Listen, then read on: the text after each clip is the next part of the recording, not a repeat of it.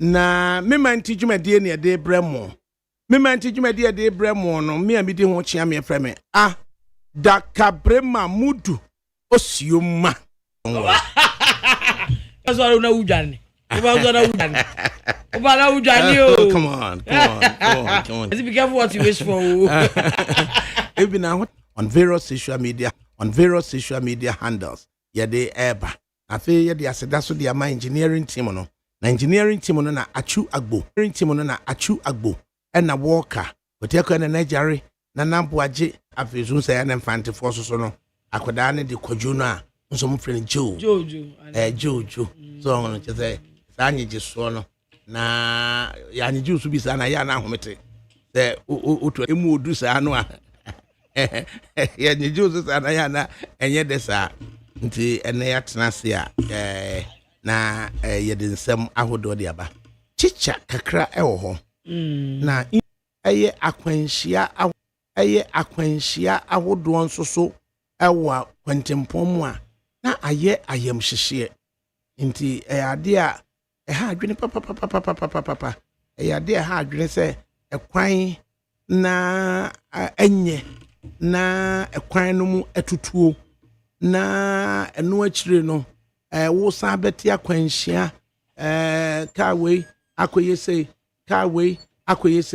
ade a ahomete Jerry Chechremodi na okochroye to Facebook na say what ye adwuma everyday bia wonam wa was see a man honest say wonam sa kwan no so na je say Jerry ubu sound say DNT na Jerry all trosa sa kwan yakoye kwan bia yaka ho asem aka contractor for so no say ensuo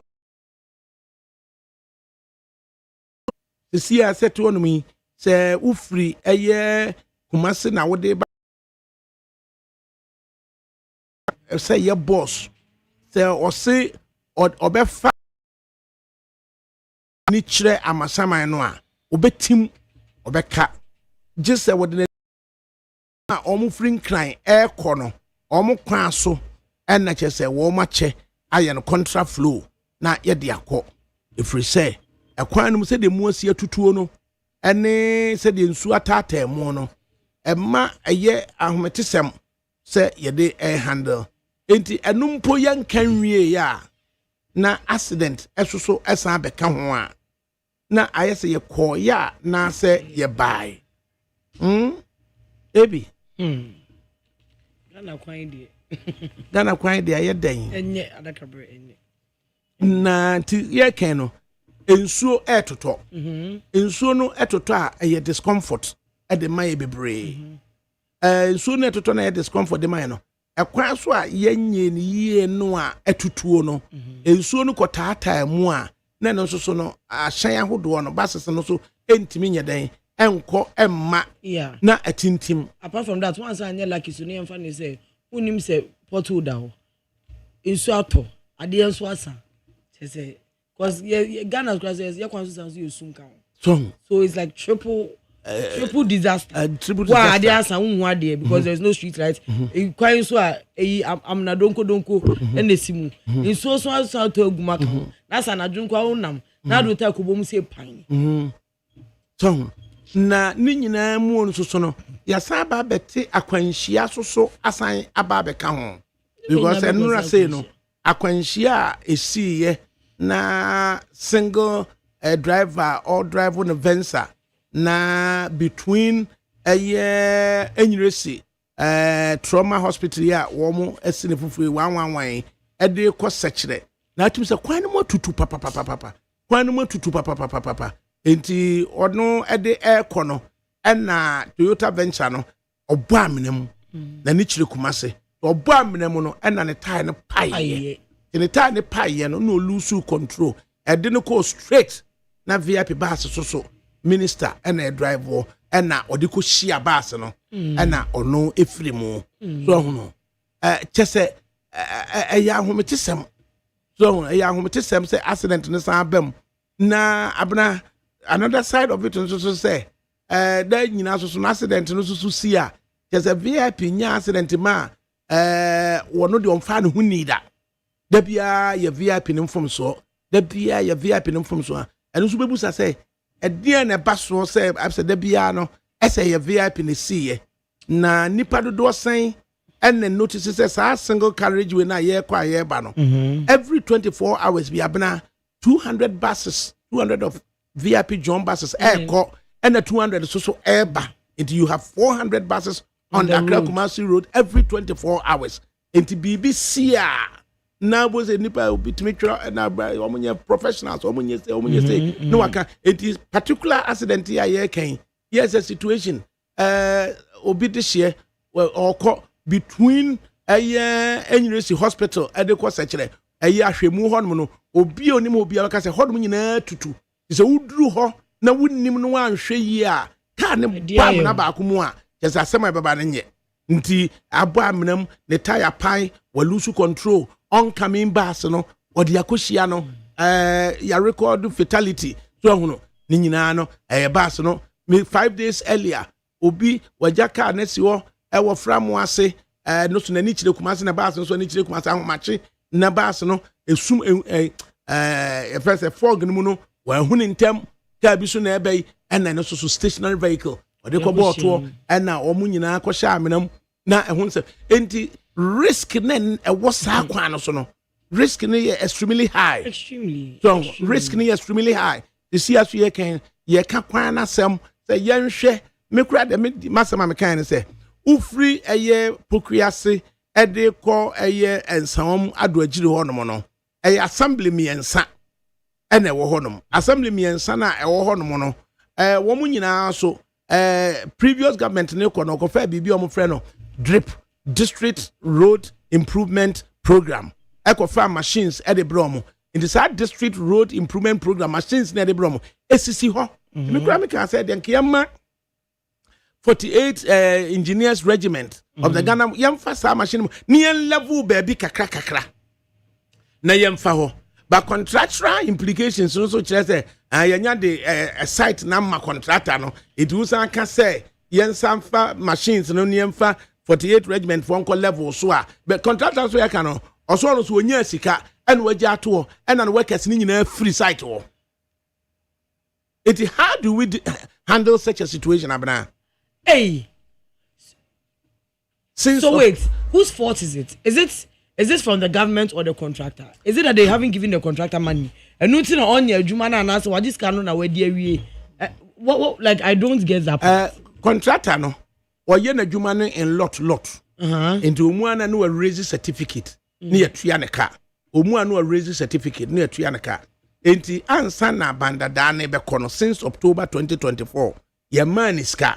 And ye share the boss say ye bepe bosia kakra ye ka contractor or ye procreate to and some junction no ye share the boss ye bepe bosia ye den e de amano na on de on krikuri hon kakra the new government is so ba ye no almost ne na hia Rose minister ne na hia ka chen say ya agree sika wo se ye de ma no certificate na e say ba no ya agree na until see benye sika ne de ma no enka dwudwu nchenchen kakra eso ye de be ne a na efa mayen abra ye peska na de aba asat now no omunya sika no emfa nkoma no omunya sika nkomanti as a result no ono so nya sika ntuatua workers ni kan obi akọ ena je to obi aye na ekọ ena engineer fo no nyina asoso eden agya honom edekọ ne no ena ye hwehwem no obi aso e contractor so be kan kire se contractor ensuo to a ena adwuma no eyeden se ensuo ne tia na adwuma na yemre.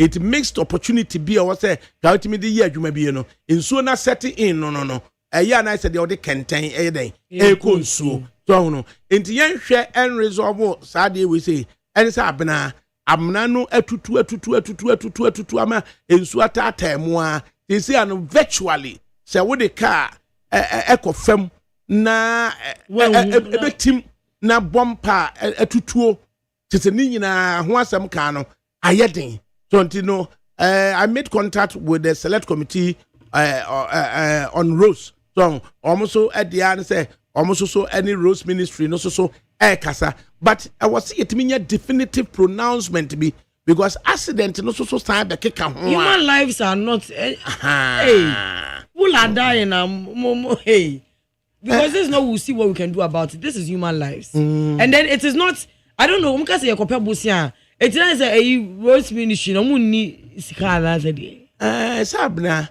de ohon mun nyina no ko wie se siase ka aye rose the see aban we otisue no and the biggest challenge pa aye kwan obefa so benye sika or the ebeye roads no because roads no aginsemu ko wie se ye ma aye a particular roads mako 10 and ye ka ho asem no se pokriase to amasaman sa road no ho kakra no enye asem ketwa ene eda ho no a wo se uyi hokura free mu a on the same Accra Kumasi highway no teze udru apedwan kwanta said the hon musitie enye papa udru osino krom said the hon musitie enye papa na no na ne ye bypass a bypass osino eno so no akodru sen yenwie ka so entimi enye den emfa so na wo san de dru frasa matam foi e de kɔ eye anyinam eno so no ekwan no eye den enye na congestion ewo honom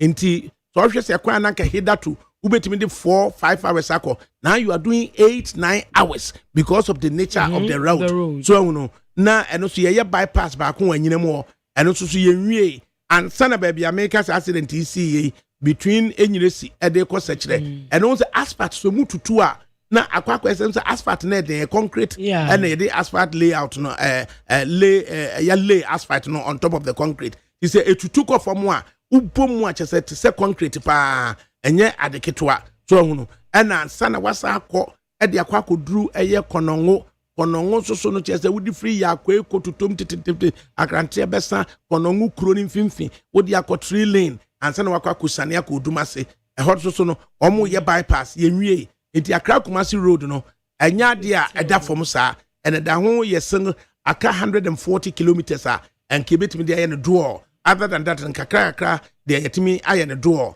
ena yeguso we Accra Kumasi highway ni frewa na waba be hwe eye wage hase e de twam ka so ade akọ winiba eno nso so no ekwan no malam junction do malam so ufi malam na ufu n1 na the road is very bad quota and mu tutu nyinya asphalt tutu no nyina is bad nsuo ne beta ho and even on that malam winiba road stretch no I think that the main problem is the street lights ADAKABRI cause darkness sometimes we say if you have said 2 lanes no obi drive ba na say o sunny highlights na say wo ba it blinds you but if there is the street light I don't know light na reflect into we but when there is that total darkness some missing down come to car corruption anti the woman say na wanya abotre na wahwe a street lighting no a different from the nature of the road itself. Say road the nature because I was shall see the free mile and 1 emergency total for no opposite one. On say a 2 now we share offer a denso bridge no so on say no so dadia no apotrudu abasoro it will fast no ahwe yi a edi na ayo e de kokofa a budumburam na je say asamna ai akoti junction e de ko a winiba it is out to mo ko udu takrade e de ko apoa e de ko aye aguna nkwanta eno so ekwan no enye so miensa no ansana wadru takwa bogoso udu bogoso na eno so wo de ko pristia ekwan no before the other ko takrade no ansana ko bogoso ai aguna nkwanta no the other be dodgy o the other be fa main road very bad to ka ko yakwan ye highways so a eno ne highway number 1 your friend N1 sa N1 ya nam hase nam La Paz no eno na ekwa ko elubo etiche se N1 no udu agran kwanta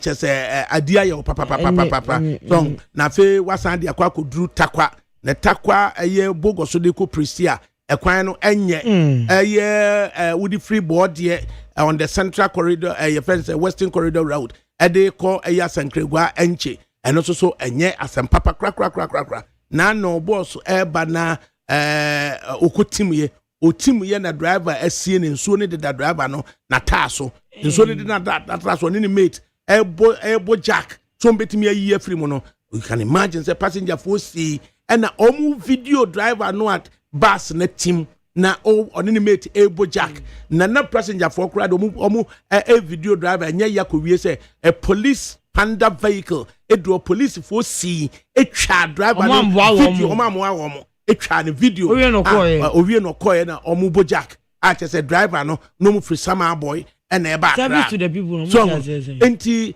osan hwe sa road no wasem we menkan amfan ka sa 10 no ho wudi frɛ enche efa jema ai asem krom ediko elubo eno so enye ekwan a wo se ka fa so eso ka den enam so ansa na ye de aba behwe udu brekum gine jape krom drobo ediko sampa enye kwan a eda fom kra ni nyina no asem hia wo ba behwe tepa to go so va hwidiem eno so eho asem eda ho wo ba behwe tamale to burger vasa velugu eno so ekwan no eda ho no mo saa tese eno kwa de ya wo mu kran se yakwakoje obi bosia $30 million ede ama contractor se for mobilization o mobilize wie ya afede ba se yese DDEP as de be say pensioner for sika sembia na yeka no enti ye jai facility no say yantimi anyi sika no further. As a result, no, yet me and yes, can be tamale to Sabaluku Boga equino, and $30 million, so I didn't mark contract and also for mobilization, so $1 cry and my, and I just say, and also a concon song. Waba beshe techima ediko wenchi a bole sola tuna kaba edi echo wa and also so anya anti government when the big push. Sika obetimi dia ye sa network of roads with different kwanta edeko dambai enso so Eastern Corridor Road no and also so enye utra dambai konanim edeko bimbila their first class and also so edas it is our road network no what's the timidity coaches just a Lord Lugard so can say or say the development of every country is all about transportation so say yitimi hwe ema akwan ye na ye wa hyan wodo betimi the goods and services any people akọ back and forth na ho ahare yen enti we no ba say na accident sade no ho gimwa na abna na akoye assembly a ewo honom your thoughts about say obi nam highway no so Accra Kumasi highway na ekwan ne nye no lighting na face so no bad roads no lighting rainy season and then accidents na enipa ewu that into me bisa says so the minister of roads and whatever and they are saying in transport they don't have any money in the COFEX for the new ones put amount to me CCA they to ne because human lives ADAKABRI it is the most important thing. And then say be our brother now papa now sister ebe crowd say or come baby aba na wan mabium and then every day in day out every single day lives are losing was Accra Kumasi Road. We say it is ridiculous. It is getting ridiculous. Sometimes the whole sprinter almost everybody is dead on it. Almost everybody is dead. Why? If I mean you can say they hear some idea I feel like where he hears him and we can't say that Ghana coffee is totally empty. We should be able to fund these things. So contractor I think Ghana kope busia. I'm a contractor. I think that is a very ridiculous thing. Very important. So say ni nyina mu so no driver so be ye ahweye. So because I was say we alert. Say ensuo to you change your driving skills because of ensuo na atono. ADAKABRI ensuo to impo still. So we hear the Makuma na de kasa de akere wo mo aka say ensuo to I was say we change driving skills into say be a braking distance car kra wudi na chi no we make sure say one car length we hear the 2 car length because you need more time to stop so no ensuo to ya clear skies and so no and also so no routine driving no you don't take it and tetari will be to esa na de woman say or unnam single carriageway so now we are driving in a one to boase now what side the car no etare will be to say you are tailgating she say ekwan na enye no nipa ni timi to ne nsa bonkum na say nifa anytime bia it is a woman more time say more gab no a uhunu de oye no so no na woto obu ase a eno so eboa na we kura ye ke kura no something to do with say we are driving kura de chese kemu ye kakro na anadwo no so now when you are doing overnight travel now wo hwe sa kwan no aye ken ho asem pa na nam so a nyame ene ebo ne pa na say driver for esat enra anadwo say a mebeko no then we receive reports about Burkina for transit trucks na Ebatemahabo. About 50 of them were packed and koko into ubusa ho say asata anadwo 10 na me peke say afa no mu betu abatemano na o hwe say die ne besi wo sa road yeka and some road has say ni nyina no it requires urgent that's what I'm saying. Yes, it is not, lives are not a joke. For people's families to go and not come back anymore. Sometimes the whole bus, everybody is dead. This is not a matter of this is a matter of national agency. That the rate at which the citizens are dying, it is bad. Ghana, it's the patchy road. Yeah, what's the patchy road? The contractor will put Scala, I contract on the car. $500 million. Thank you. How much is the money that Ghana cannot afford for the safety of the citizens? Because I can. How many? Okay, on a VIP manager. Osha on an averagely a day. In confining two kind was our Kumasi. Oh, 10 years ago, research that we can point out was 6 million persons travel on that route. 6 million persons travel on that route. 10 years ago. 10 years ago, that was every month. So that time, na suhumo mono overpass no from. And then so what share number of persons and numbers are so over 10 million. Inti was say yetimi ebo modene na ye hu bibi, but ni nyina say are we discussing it? Because just about last week or 10 days ago, and you can't say driver for no are so apprehensive. Say bumper na ebubu no any kana or more cano some to say it me share na ye can't a baby as it is no select committee on roads and a mati baby there through and then a deputy minister for roads and I'm taste what metro also or reference be kakra roads minister nankasa onka bibia but the minister the asobeto for me ya making abana that may not exactly be the position of the government. So I would have thought to say omo be ye de ben omo ebe ye hu bibi say mumye hunu exactly what needs to be done. So because you see I'm to me abana pressure dam so answer I dey say ahwe anye ye dia e dey was ye de ka so be e break akra and I'm so there be ye de be si okra na yemma 21 days notice say be a July 22 23 24 obe mo 3 weeks notice say 3 days we ye die animo no e be a ye 2 bars no e come be the before mo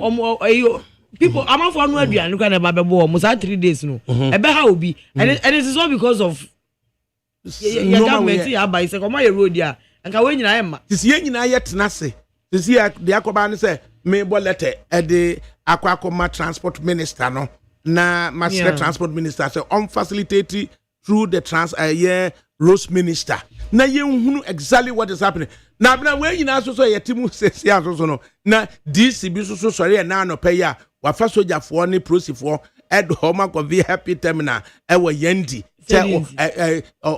yempo bus in charge 260 from Accra to Yendi and I'm 315 and I'm catching so that room would you no answer bolete so no if in his capacity as what so you DC now what you say yentete lorry fare so 15% and I'm catching so do the bolete say we na bolete na emra we say na kire say me to make a private entity me kono ho e ko catch ne say to for price na je it eventually me cry na me dem board director for am na dey meet me aka na me ka say basis me ensa na ho no or move from Yendi and Kotamale and Sana reports about true Nananom in regionals of chiefs said there be Yama Kwanka Kranomanities in Enkasa. So until Obisa say, Yakas are roads in the challenges we want them. Now we are this Nafa Soja for the process for had to be private terminal. Now, Missy Boy and Timino Manson. Intercede a drama for two buses, no, and fan free. Just a trollette, Kurana, just the same, say, maybe being a while, yes, we are cano.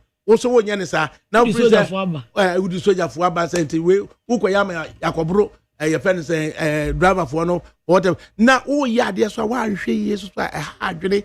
Ekuku say driver for tragic fatal and now can say it is yes a bus no everywhere to me the no case and no bus lodu free as call yendi pe e china no pa yesi wo ma monkotamale mo bi anyina yendi honom ansa na nananoma take charge o mo handle enti sector honom no or how no ye ka say type of roads na vehicles ne nam so any challenges that they go through a passenger for ensuesu na etutoi any emu your friend is saying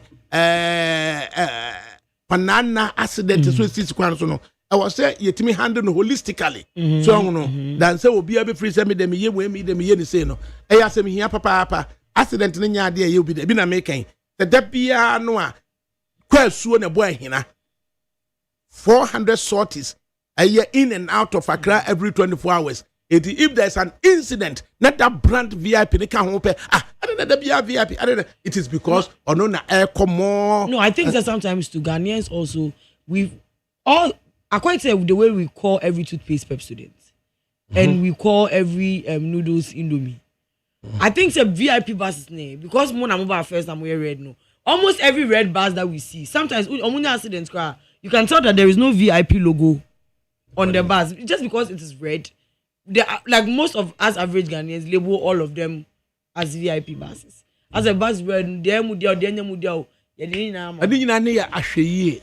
So, didn't know ya asheye. The driver for no, you be nya kasa de ne kasa pa ede amawa. Mo say to even front seats na it is designed for the assistant driver and the driver's mate. So we no you be kwa kofu bi di atena so osme near or incident be say now we are resolved say and say ma kwan e ma passenger bia ye de netena front seat no so in fact yes um kran tutum femfro by ya ye dia frabas no it is only the assistant driver and the driver's mate and a bit me atena sa anymore honum the passenger bia obi kwa juice cannot do it anymore ma or so report to my need to be sanction driver because anya allowed to say ye bemma obi this year bi akwakoton o mo ye training wo mo no na ye ma ye fen say ye be si aka asem no tie say de ye be bi phone line kakra na ye quick interview kakra ye kinkan muba messages kakra na messages kakra wa ha say no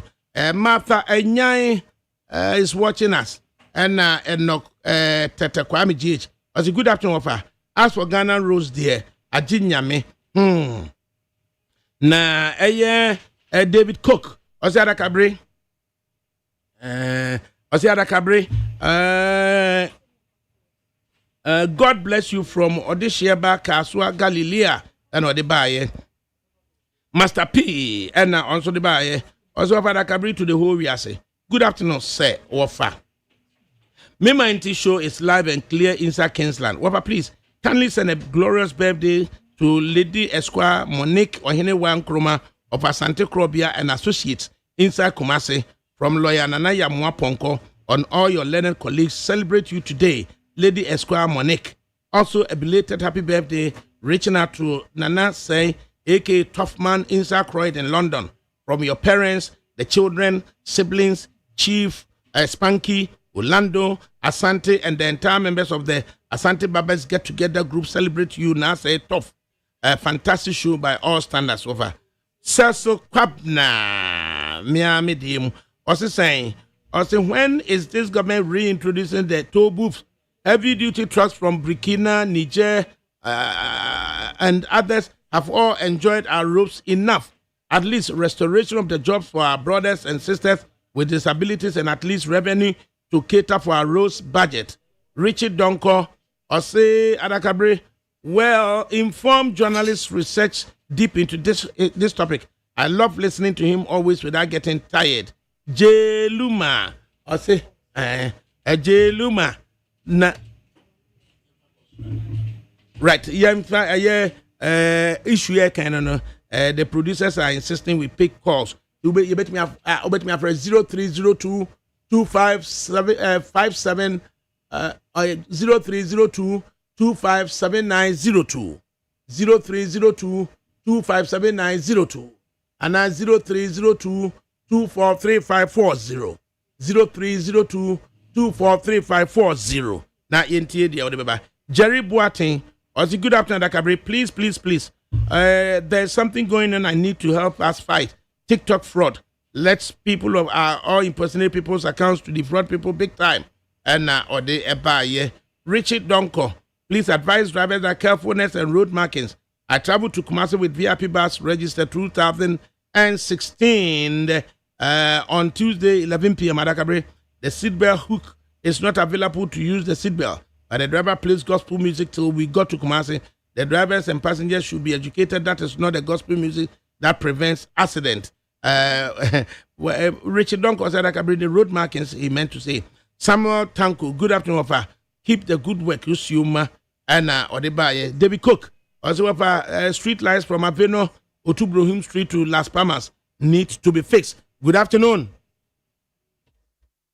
Good afternoon. Good afternoon, Papa. Yes, Pajinimi Ntiwe. You offer a very guest here.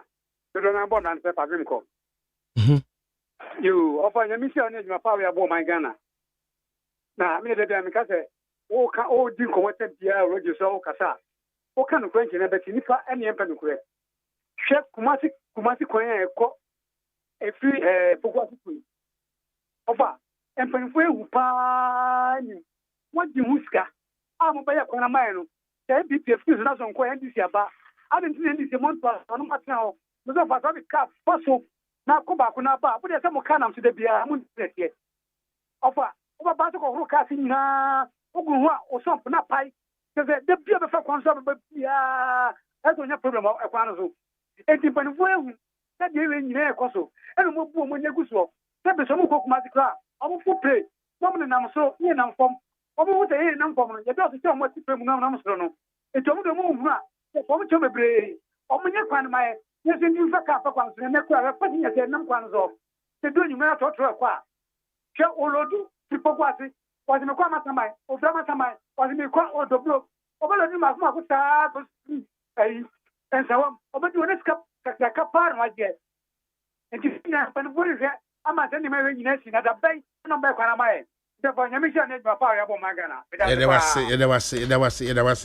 Samuel Oredu Azure, also good afternoon, ADAKABRI and Abna. This road issue is something the country needs to talk about.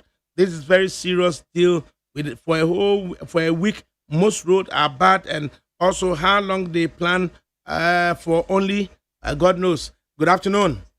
Good afternoon, ADAKABRI. Afternoon. Afternoon, Panini Nampa. Also, so you the main way. You from Medina Judiciary. Right. Minia, before you back to Abano, June, July, free Adenta Badia, a call, Dodo, yes, na so Mudiano. Silla, so cocky from Kaswa to Neriba, and about. I also know what's the point now. You talk about, you know, part of frequency, you. About that, let's say no more 10,000 kilometer road.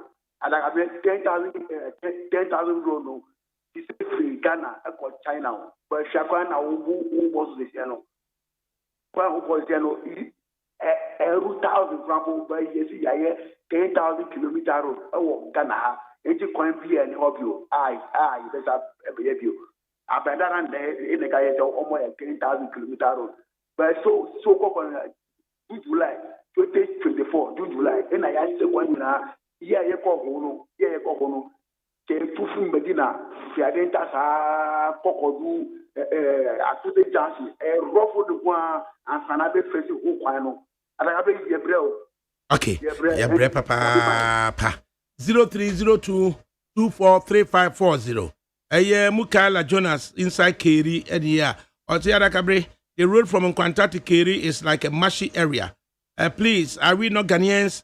And or they in Chiasun Kuma Catherine Abelema Afeku as the National Women Organizer of the MPP. Good afternoon. Mamudu. Naam. Mamudu Mbacha Wawadanfo, Orobon Kwasibuate, live from Kantamanto, Accra, Ghana. As you are that Roma, Matere Masum 8 you. Mamudu, Yankupon, Sinchira Papa, and Eduma Pao, Kantamanto 4 Elsu Tiu, Papa, Name Crom Crony, the Obu Bon Crom Crono Cradani, Yayabukra, the Gualugu, I hear him. Mamudu Nim Crosu Papa, Yaminchao. Mamudu Mbacha, Mamichan from Unum about Tampala Kumsen, woman organizer, David Kankam board, the national chairman, and I.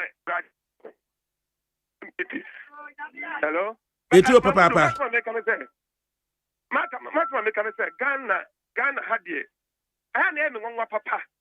Say empanifo no omo nam kwan no so na omo hye abrotire space o tan so bien yo. From Malam Johnson wa na o ka to car so a wini bag road. Ka bia ba be ka de ayi de komuchi ahuni. Apenti car no ho. Ka bia nwa ekoko. Ka na ebru I radio e bia nwa ekoko. Enti ya pan ya o Ghana ha no. Anya yi enti mpanifo e dia na mo no mutu afa ho. Okay. Into 0302257902. Peter Atta, also good afternoon, from a dental lotto kiosk to a dental commandos. We have one of the worst roads ever, and also the buy. Good afternoon. Good afternoon, ADAKABRI. I Mientiewe. Yeah, Bisa, Honorable Alan Chairman, the incoming president of Ghana road problem. ADAKABRI, Kumasi Road, heaven. From Wonchi to Wa, first we used to use about 7 hours to Accra. Now we use 16 hours. And Minister drivers in the Biano, Omobama reporter, Omukaza Omuko Wa is not unpleasant thing to talk about the Obibe driving, Takano, Akwa. And the other program here, the other two radios, in Young Point, Shiro, no, Shiro, and Shiro, or at this point, and I yes, John Mahama. 4 years, 1 year, she crown, or present from the Chima to Wa, that road, won't mean your mind because they say, who call Fia Crana? Who young to show? Yeah, one call out, be one, uncle theater. What in the first hour, the no call across the Apolano call, no, but one, sir. 1,000 years now, I don't go to you. Because big man, I did all out for no buy auto plane ticket, no old enough plane. Who goes here? Who's go across here? Oh, but now I didn't hear. I did a player, but after that, you can nobody be a year. Until yes, President, Mr. President, BSP for MZ. Oh, yeah, the last year, me, Mr. Kobe, me, ban a cast me in 2005, 2025, 2025. Brian is a would be Queno, but Quening, and she Mumma Yanya Anobako, Galam say, any roads, no, Mahama, 1 year project meaning and 1 year I know me, my uncle, but I say.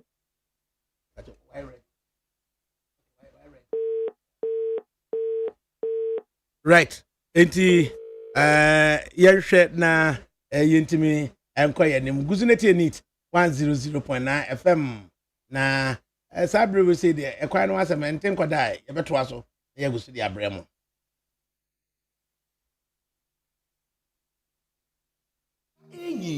Nana ni ahode ebafo empo emabunu bi ebre ewo anim nanso eni yade biara wo no mekanfo Optovision Eye Clinic ediamao. Optovision Eye Clinic provides diagnosis and world-class affordable treatment for all eye diseases including glaucoma, cataract, any yade ahodo pi. Dia yastronko kra ne se Optovision Eye Clinic wo quality designer space ahodo ebe fatal send ye wo penny biara. It is a wani ya oya anasa wani ahode abafom anasa wo pese wo hu ade here unim ba bi esesa wo ba Optovision Eye Clinic. Call us on 0553 270806 or WhatsApp on 0558 517556. Optovision Eye Clinic.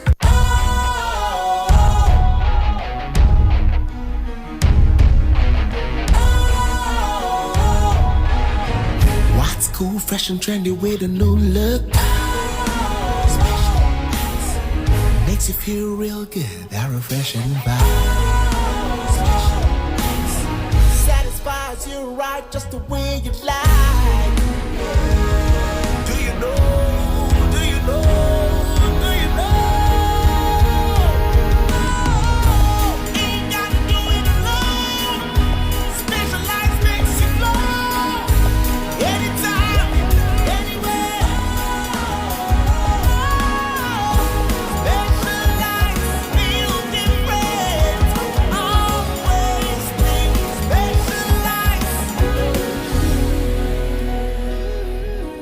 Special Ice Natural Mineral Water. Feel different. Think special. This advertisement has been vetted and approved by the FDA. I hereby declare 1st of July of NIT 100.9 FM. So any Sabri will say no. Yes, Samra back to the studios. It's just gone 9 minutes past 2. Na yene a qualified and practicing lawyer Kwame Ekufu Esquire eni enkomo ekakra. Lawyer yamwa So now what today? lawyer nyame adom ho ye na so so right. Recent time nipa bi a petition president of the republic article 146 processes na president nso so the sese oye oswaye ama council of state bear mu establishments of prima facie determination no na koye chief justice no so ne response or the baye ama sese ne establish a 5-member committee for the prosecution of the in-camera processes no sa process nyina 146 ho nsensem no you as a qualified and practicing lawyer objective non-political view lawyer and the person who didn't come your thoughts on it. As na me kasa no be say anka Ghana fu nyina be kai say ene matters day ene 43 years mia judge se bisa e hwere won kwa intino onyankopon koso na ofa won kra ensie me ye nu afi ho na maba wasem na wore kana asem na wore bisa me no it doesn't have one answer because asem na ba for discussing in many contexts will be added to an adjourn. Make them indicate to a b. In Crawford be the constitution, no. Once I want to say in camera, no. As if we be a echo impeachment of the Chief Justice, no. A year in truly in camera, I will be one dangechi. We are one of the Bokuruma Amanye. When I walk as I know, would you never be so? Or the constitution and the Casa. From another point of view, we be sound about our constitutional history. We will be sound the time when our constitution yet showing came from the true our constitution. Your constitution na chekakra na constitution I na yet where the keka ewu and the yade. And there be a wolf where the name na. Then you marry it in accordance with the surrounding circumstances. Now, what to me at the same year conate. You know. The true Constitution 92 as a transitional constitution and there if you believe you remove ereba. Question which arises for constitution they say and then minimum they say nyama about impeachment in the adeno and see any in camera no. What does in camera mean? First thing for me they say I find a bit of constitutional inconsistency on this thing. Imagine in America they say what's your former Unipana way and the Chief Justice no. Your baby Chief Justice are your veteran or infant. Your veteran will perform in public. In fact, in summer, you be summer. In summer, some you do a honor say unfair you cry. If one Chief Justice no, only to me the vetting process no is a scrutiny of trying to find out whether you are qualified to be a Chief Justice. You're meeting up with the appointments committee in the Ghanaian Parliament, no? Yes. It's a public hearing. Na enyama ekoso ho no. Eye nyama nso a able to make disqualify from becoming a Chief Justice. Because if you are parliament what would be these questions na we will say who will be create be a won ye Ghana ni and I won't do 8 ni say we do no ma. So will be disqualified. The office itself, the constitution itself allows a discussion of matters that can lead to a disqualification to offend the office in the first place. What's my say? Inti na etse kakra se fe de sa onipa na wotumi ka no ho nsem wo bedwam a obi atie bi no wo be yi ne dia ye de kwose baabi na ehon na mere be tino se in camera na kasa no constitution na kasa na practice na ewu no in camera na gira first petition kura wo de be kwa to committee na nim no si se ga na obi akan ye discuss ye bi di na ha ye di ho pomo. Into the privacy of the proceedings, as a matter of constitutional and public practice, is lost. Number two, say a private dear, and I in camera dear. I think the nipa na ekwa court national yet they would be.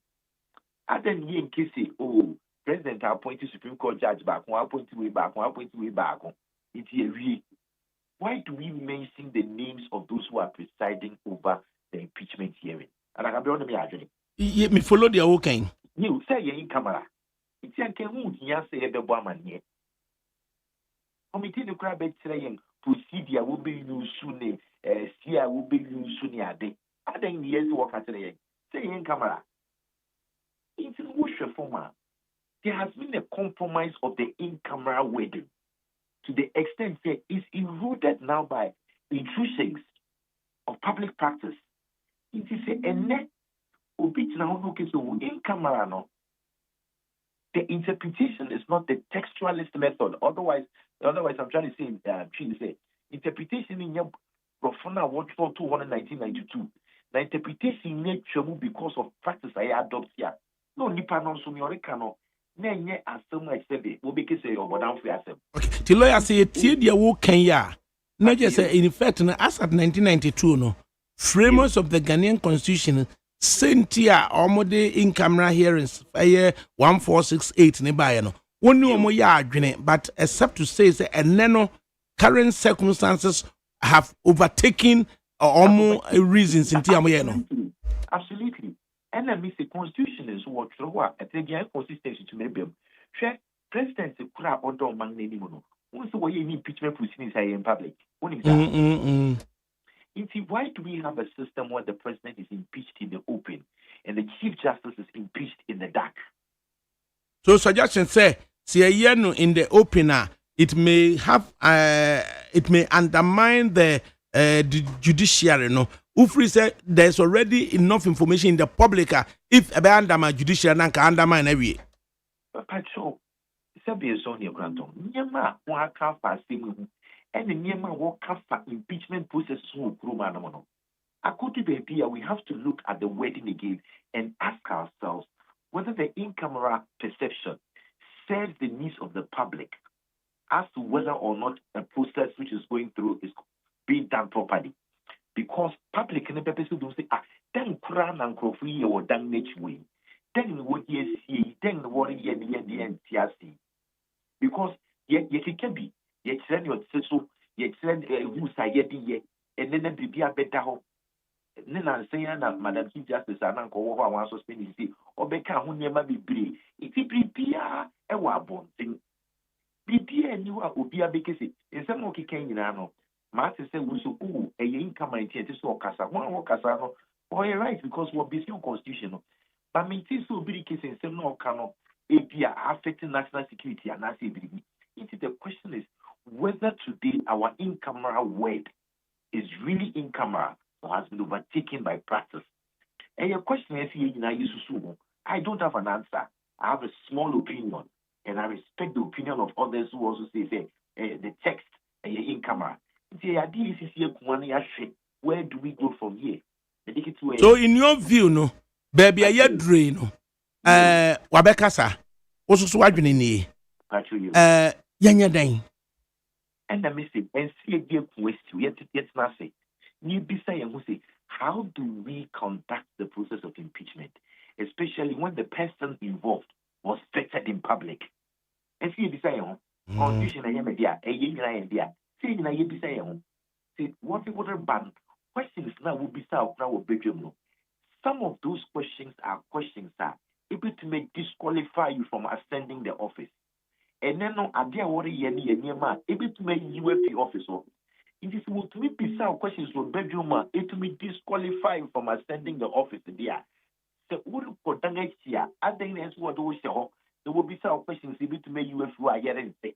And I maybe say Inti Ken on two questions of misstated misbehavior and now stated misbehavior and now say stated incompetence. Emu baako na yedi eyi non.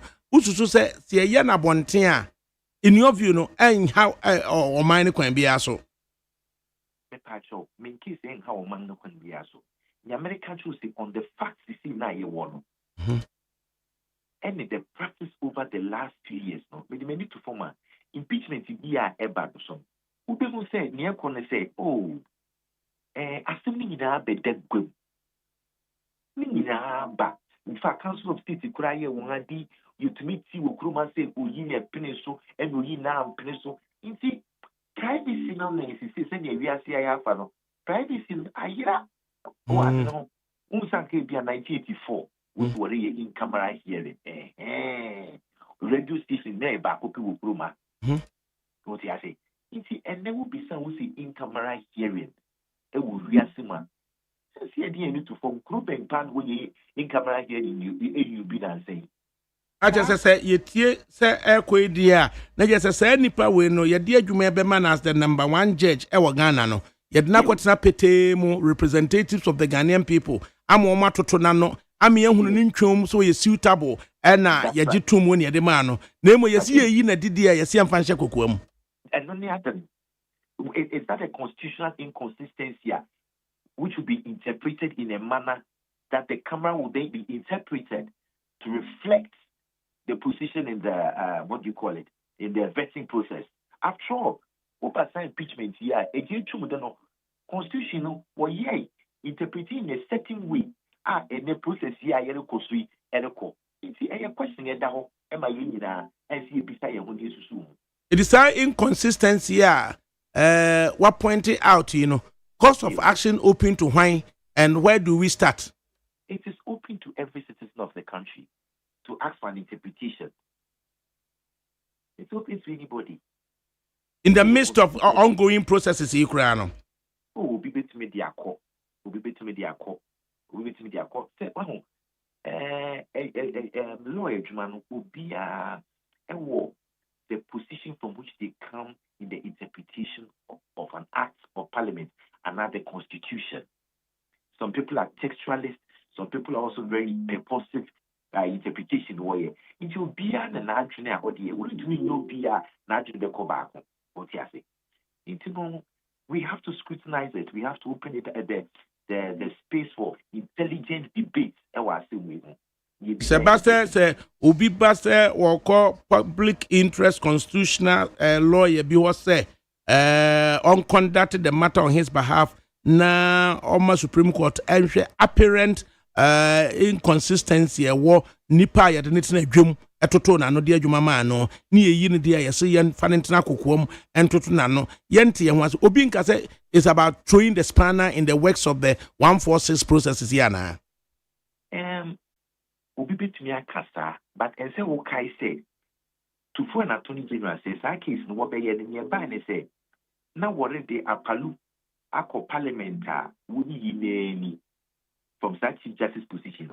Some are that asem na profo kan ekoba and what is that case in the court and it's name into no assemba and I am profo court go kan into menje ni say e be spanner week and a court no so say we ba once we need say emergency issue na court so profo e to no so one na ye into obehwe na won aye den temtem.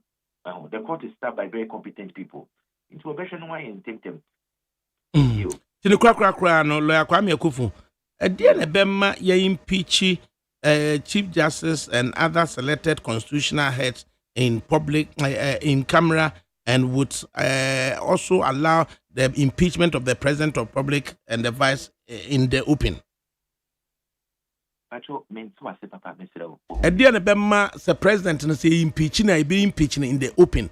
Nemo ye impeach chief justice be impeaching in camera.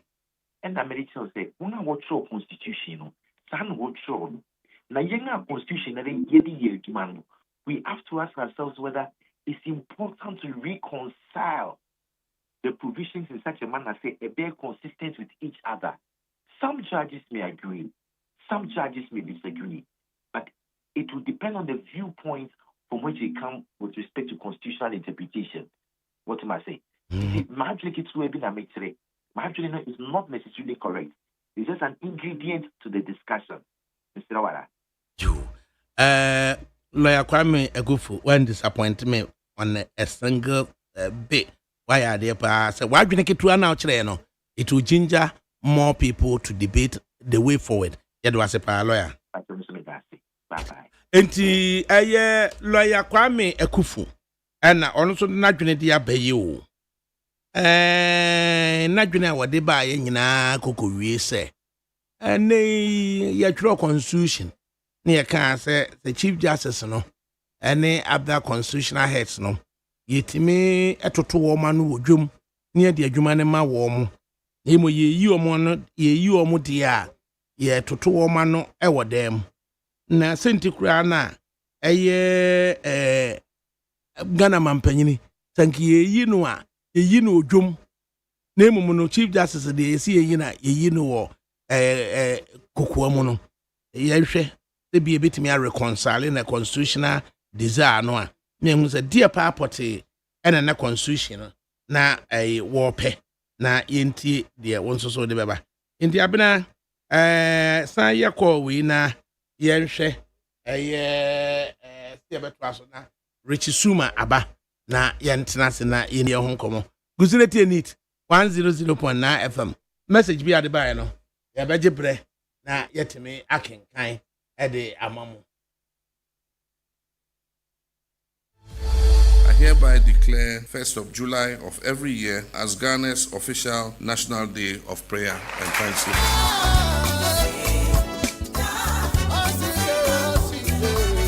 Yes, it's the National Day of Prayer and Thanksgiving.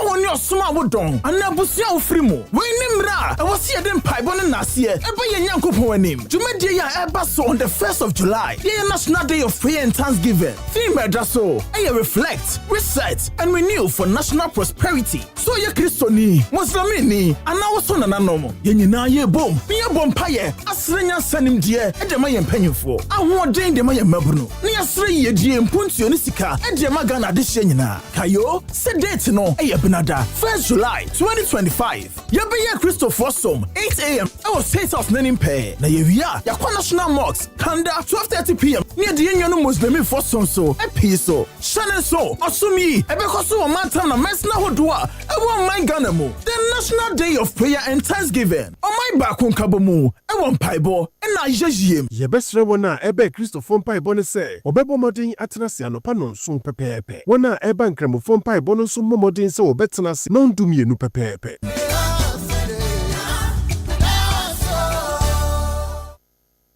Right, neat 100.9 FM so any. Na road safety activist Kofi Bedu so about line so there man the opportunity na ye ka say ekwan a enye titru amasamai to Nsawam junction ho na kwan ne nye no na nsu asan ato na atata mu na kanea bia so eni ho na mu accident nso so ayetete ehun nkomo na ne ye twe a ye ne lawyer so kokodi nkomo no president ko bedu ye mo ha bio ya video na ho Mamudu Munejo one on for said the moye na Mamudu asem no kure pe ni abai besesa de na me yam hihime me problem nyina na me wone no Kumasi Road, Dodua Road and Cape Coast Road. Sisi me hun se eye Dodua Road rodie. Wo mu guso a bibia nsesan so wo mu guso. Intino de me kan se ko na mum o kai se 29 VIP that time okay say na wo mu from Kumasi ba wo mu do between to human and some woman na be catechim bi ade chim moduru ha ne ha yi o na mutimwa na de achi na mudem ya kopetra tani ade abatwi ne ade si ya and as say ya kwa about 2025 and so the same thing has happened.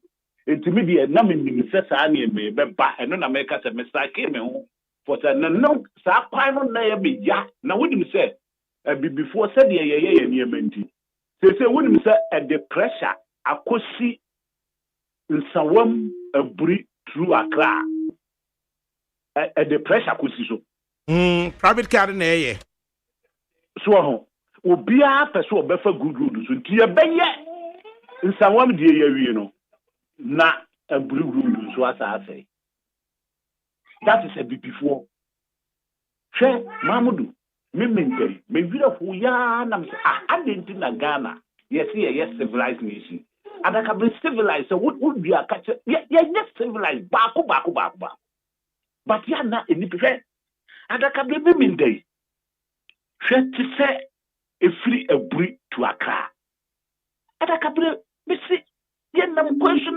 traffic a block na ADAKABRI wo hwe se enkofo bi de car sare atuatua ya papam na pia ni abesene ni akogina kwam ni e no nsan ni enkofo kasa ye wi ADAKABRI no mo tu bebre on registered car na ya ye kwai no doa no mo fa no mo ba na kwai ni na block ni agina fa ko more than 20 minutes na say it wo ye nyina so ADAKABRI mo akosu you say no my way by the bed na ye say obi wo opportunity na wo di wo car buy car ya to petrol aguma to bibia aguna Land Cruiser na wo watie sim ba akokora de na dispatch da ba ako edi wo mo nim for some time wo hwa na ese pia ni akogina kwam ADAKABRI for show ni enum nsan ni egira kwa wo ni ya ni etu ni esi kwai na musa say to civilize ADAKABRI he na abeko to say abrofo tete ye Britain wo kro mu wo yi ADAKABRI ye benya saka ekọ ne se aban kofo se hemfo se individual ya kegum trotro nyina ne e face oncoming car sadi we ye discuss na ye me ya Mamudu ye me ya intimate so betim hwe ADAKABRI survey we wo wonka ho asem minim ha me se abeto dwa se eyen sentrofo mo na mom minim se ye se ewiase nyina Ghana so kika bomu a o man asebe wo nim de wo fom enim sebe nyansa Ghana to so ngotwe make dia me fi se sa na ma we nyina na yakika bom se de ye maye no etai edi se mo me discuss se de ka Bloomberg se de nka fetch for ne ade de December tudwa economic year ye discuss no me discuss na se bibi wo ho tosini ye besua ho nyansa asebe na me man no sesa na de kono de Mamudu he lastly one woni pay anano am say ifiada no abrantie bi a wa interview na no se abrantie bi e social media nyina wo so obi betena hodi atem meboa wono wane kire abrantie no obedi atem no wono na kire ni subai so betena studio ho me say min kai hwe wotimi ka kire alanjere manten so odi na fu wane nam no di obi ka bi say edam wasati ina ene ya e Peter Ntwubu asia ko asem na beka na hey sa branche no ADAKABRI ye opposition si ati opposition na dudu afri no abranche no ya na body se fitame social media so na mhu kura me hu da na ne kasa e bufu na tai into oka ho ena de si ye british boy na ADAKABRI minim edinasem obeka se journalist bi ka se ese dambo bi na atie MPP mu ene se mpanimfo ese ye kwa kohihye se ye mfiri soro emra fom no no ka se enkase dambi na atie se na mpanimfo okuo no no wo no wona ne nya adwene se o sisi se abrantie no kra de o kan no ketwa no no Ntwubu asia kon na kire no si di atem ye di mpanimfo atem wo MPP mu a eye and a branch no wono so asua no no ka bie enti dodo oba ntu oyire ni sisimu de ne nan mu na ye beka bia kire no pa wono de hyase ye se wudi mpanimfo atem a eye wono no yoko ne ala njeremade no ka kire so de na fu ne nam no anu nko a de wakeka de bibiri na no nko a no so kaaye na so obi so ka kire ne se damo aseti ina abrantie no wono so ya kwala saa nti wono so ye de kyene na eyi a ye fanche no won cafe wono na ye se de odi akiri osua de odi ka nante nti mi masua no meka bi akire no na hanye platform a me so be platform na makebi akire no wo mo etete ukromu ho kwe kromu ho adakabre most of them wo mo democracy wo mo tiase America for ye far better adakabre so no te sa wote am Britain na wote ha no woni na nya adwena adakabre no wa ya aka yo no wo peso kire na adwene ko no adenti na wo adwene ko wo no wa ya aka wo peso ne kasa ne busuani no oni de ni wo na wo wa betre studio adi atam wo di na fu na nam wo ba se gbegbegbegbegbe yakoto aba ya lusu obi aba no ka se sa empanimfo kwai wo yom di fa adakabre ya na se woni sa aye ba ku bi ese friend am pretum. Oh, you won't do that. Nyabotre kubi. Ne yeni na abre se ka ekwanya asay. The government, current government will be here a big push. Not even the ayekwana na mayena. Ansa so ne yebe ye no. Ensu a etoto ene nkane eni kwan so. Ene emu accident aye tene nene chinane na de chin bia no. Ye nden. Mamudu di ebe ye no ne se. Wo mo ane koto machine CCS friend na nado da for gufu ado kofa ba CCS yeah, district road improvement program. Yes, here you who coordinator nyina na ila di wonderful. Adakabre enye fere enye ni do wadi behwe. Wo mo ya no de kwa ba bi etutututu kura quota ne fa so no de ade agum no level so machine wo ho contractor wo ye kwa sabai no etutu asa na ma no ma niska kakra adakabre ye mfuturo ni e faso na smooth ni e water ni abia adakabre ni baba kasa what jam mention tatem by na fa wo mo ho because wo ba what the balloon shop Land Cruiser from no was champion one nam ta baby e ye no ya toka na ma no baby e ye no no afa no apia wo se wo si amram na fa aka no to baby and that wagu no wo ko fa ho ye nyina cafe wo ya me say ani da kura de memenda no wonim de obi ye enkofo bi ti ho membe na kwa ho no omo ko ambulance health health car di fu wo no pentem che ye ne aye wonwa no omo de na esene na wo bo ojeti ni na driver fo no mi hu ade kura ye wo mo ambulance madam se kraje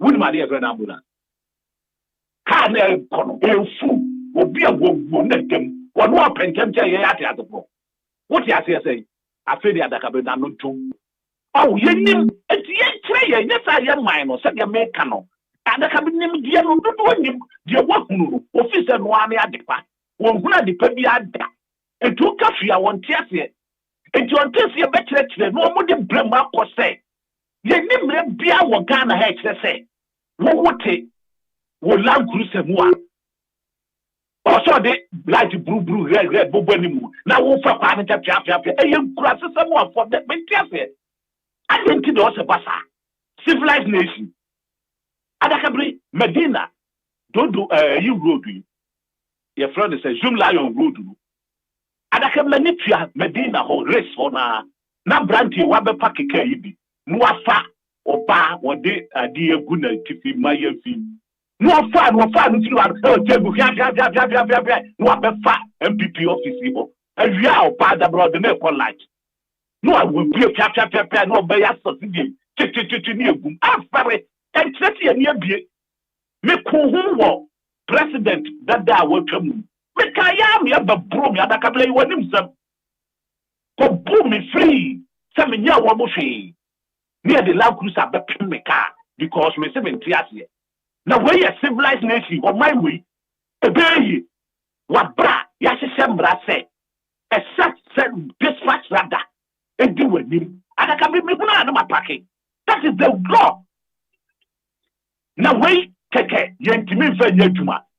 Na se wo bia kuta Land Cruiser na mo ye mmara so. Mo pa mo koye mmara. So kuta Land Cruiser 4x4 no na wo ba. Wutimi the light share no so bia ma kwai. That is the law. Me munya ye mmara sa. Na tiasie me nka ho asem da. Na nya mmara ye bu mmara so adenti na respect say truck driver there. Wonu wo fa nipa so wonte ne fe so. Na respect so fa nya adwuma. Now the ya to ka ma wo na mmara wo fa mmara nya adwuma. Na wo di buruburu light ayi share ni mu. Wa bra mmara tia wo. Na wo ye sabe civilized as here dey. Hey yo, o mine no adakabri it be slow but what na fa prasi and discuss it. Say o mine wiase nyina o mine asebe wo mu die wo fom o mo jimi atoto ngotwe. Adentra. Ni ehwehwem ni ensia no nye sade a ye man sinke na kanye fere say a big road Ghana you we say from first nation city to second city na ni kwaye ayede ko na ka hwi amnem na bompetu ka mura wakra no wia no akoka kire ne ye hye no wonte so na bai ye nyina enim sesense ye te Ghana hen electricity me ade ye de dollar ne kra ye nyina mutu light mo a na ye ti ase ye sen ye se dollar befo electricity ye no go fi we no ka na busa ho se de ye ntutu ya no pay me ka se eye MC yo wo yendi na wafa prosifo ne sojafo aka no ho e de o mako terminal e wo yendi VIP terminal se ono no view no omo en charge 260 cedis from Yendi to Accra na almost 315 cedis into ompene na menene kasa ram kasa me panicho they all can ontro no fama bas no no gina Yendi ono mo famra Accra yeso ya adakabri fi Ghana anope mi asema si Yendi na me ka kire no eye VIP municipal chief executive of Yendi in the northern region and or their soldier for ne approach for echo VIP terminal no kwa costo station for no na de call ma me na kasa na me sre ne say they all can to me kro na ma na de kasa no onchro no mfama bas no mfam rankran ne be ma ni muaye na se ono their soldier for ne approach for akọ station akonkro no so no de ha adwene na kofi o se one penny me de na me mpese ye beba na me ka kire driver for no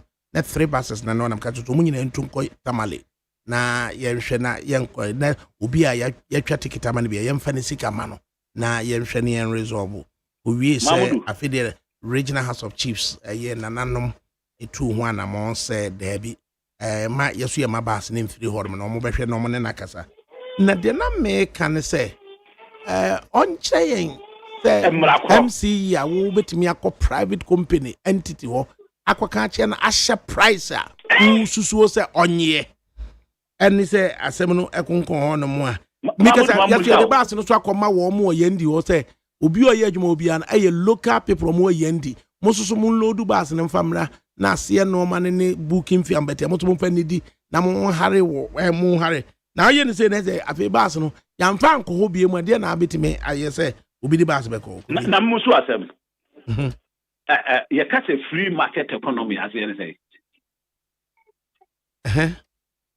say free market economy obi a mitimi dimiga say de me pe wo abai wo basis ni bi o wo opportunity so betimi activity and na wo abai wo fa wo de no nkwaji 20 cities na ma for ma fro de ne nya VIP no fro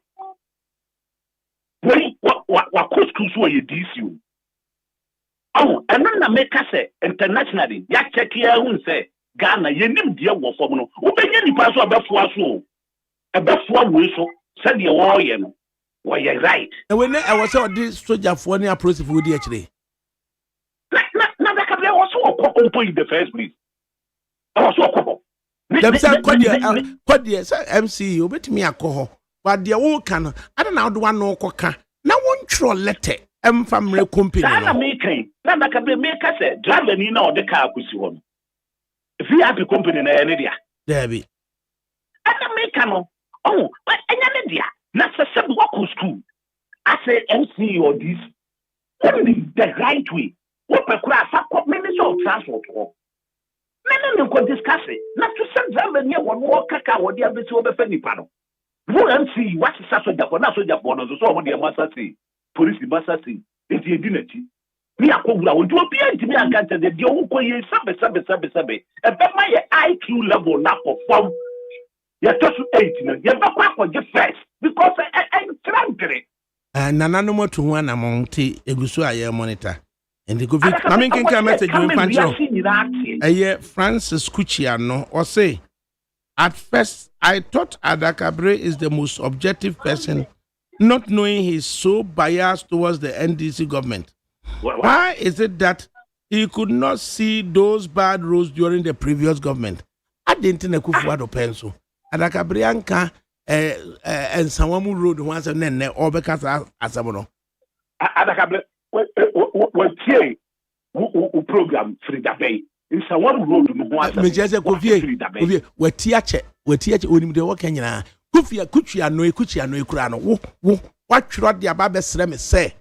Senka yamrana nana ewa flawo eye tete nana kese sisi fiti nana kese pa woman ya asase wa flawo maka say bona na mane na mekura memra na maka director for nisi ye rane aflawo to elubo enu nti no nana ma ye baabi a na yemesi terminal ho ne ye rane aflawo to elubo rane aflawo akra rane aflawo kumase aflawo techiman eni aflawo doma hinkru wantimi ani sa adwuma we na me ka se kwan we nya and now what me abetena se abeka say NPP apan epenso na me nka amoakwata de na me asanso bu achikobu sarokra ntokwa ya aka o de me ya efa kumase kwa ho na ADAKABRI ye fa me say wa nka kra enti se NPP abai na nye na se asesa na me babe kasem se abai na bonabaso na se eye credit for say you were joma ma bai watoa eye you were Kufuado do ye so mekwa yi damuni ade a ADAKABRI eno no boni a waye na ne say nimdi o we etisa abrofo de tia nipa o ye research no na ye degree di ye ni e kofo because ye ni adwene etisa eno na me ka kiro no se ntokwa wo baabi ni ade a we ba was ukumi na 1845 1925 misi me kunu na na no adwene ne nya dwuma nti amo man na bre ye tiasie ade we na ye me Kufuado abai na bibibiri wo wa me ni wo mo nya adwene ni ade a ekoye enti ne nipa for years ni adwuma ye nya bi 95 and 96 ade konkoko ade ne yankan amfa asenso ade na na do amen yankan me kai se brebi kura ko ka se police fu egu baabi ma ka ne ba wo mu huri ekotutu wira mu ni ade na yaka wo suma me kwa yuso e ma me nko bremu so enko ka wa data na ya ndisi na power me say na eni pa nim die but na menu new nation the abre no ADAKABRI is the VIP bus better than the truckers. When they told them to reduce it, you didn't talk for them. Please endure it. So no. First so truck for one customer one more than ADAKABRI 78. New nation because when you be here no. A problem no ADAKABRI any panel to say there will be no on tiasie as one share bibi free mo no wa can sa because the social media no aka no afa no adi we di atem ye the social media de buy no ye dey take ye ho sa ye dey take wa dwene bi anim nti be dan ye degrade ye ti me sre so e be ya ADAKABRI mo hwehwem no mo de buy ye no mo nkyira de kodi a ama Ghana wiase nyina Jimmy Maye Tosso. You'll be into bye. Richard Suma of the Movement for Change, Watanase, and then Benjamin Isari of the New Patriotic Party, also Atanase. Na yamra me dwendwene na abna ampofo eno dia babi drono. Abna ampofo say, good afternoon, Father ADAKABRI. Any weapon fashioned against my leader, Honorable Alan John Kwadwo Kyerematen, shall never prosper. May Masro Kofi Dwuma rot in Yoko cells. Lots of love. And it's just a Yachidu Kofi Dwuma, Richard, and this is a movement of Wayamode. Oh, you of ADAKABRI. Mefa kwenya wesuna machia wosronkune watie for nyirani wo production team ne nyira.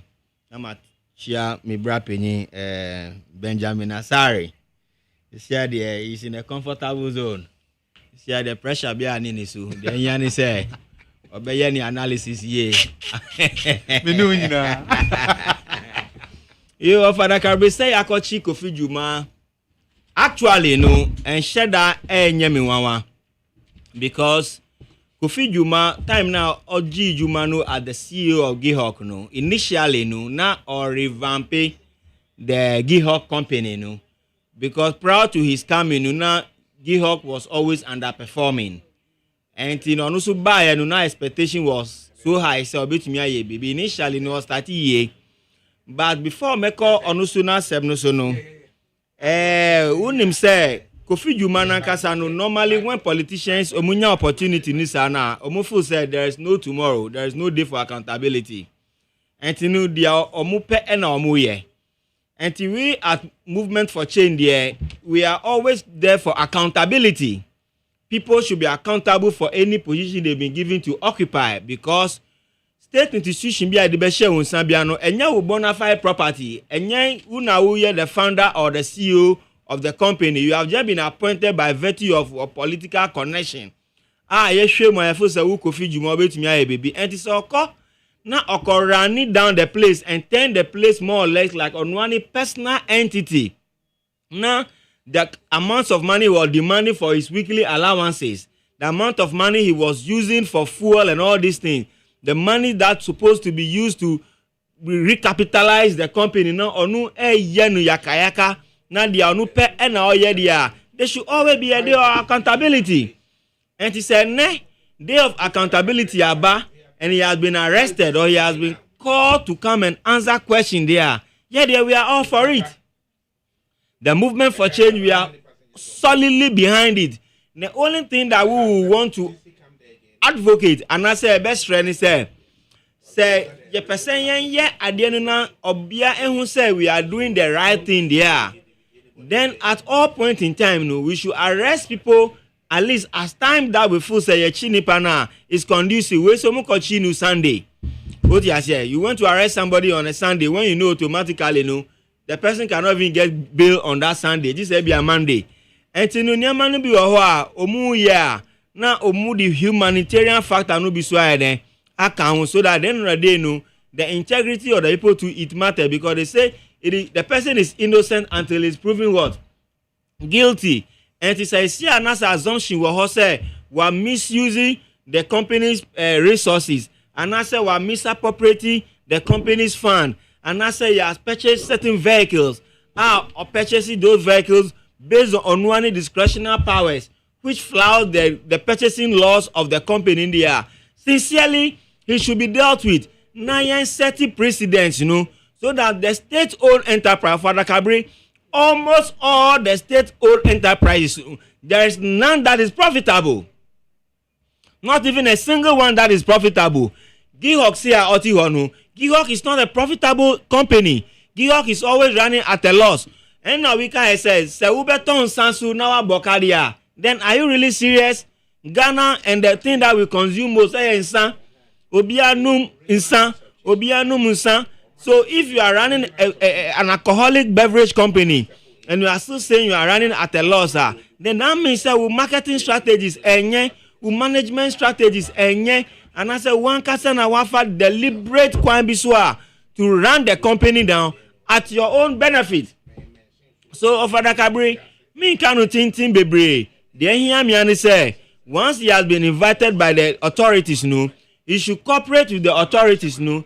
Now investigation be a person in femu no, femu so that they can be a proof of his he has misappropriated fund or he has been able to protect the integrity of the company. But anything other than that, there he should be held responsible and he should be held accountable And if in the unlikely situation that is proven guilty of embezzlement, he should be made to refund all the monies. This idea of say persons that belong to the New Patriotic Party stock for accountability relating to Omo Tenuano. Benji, what do you know what I'm saying?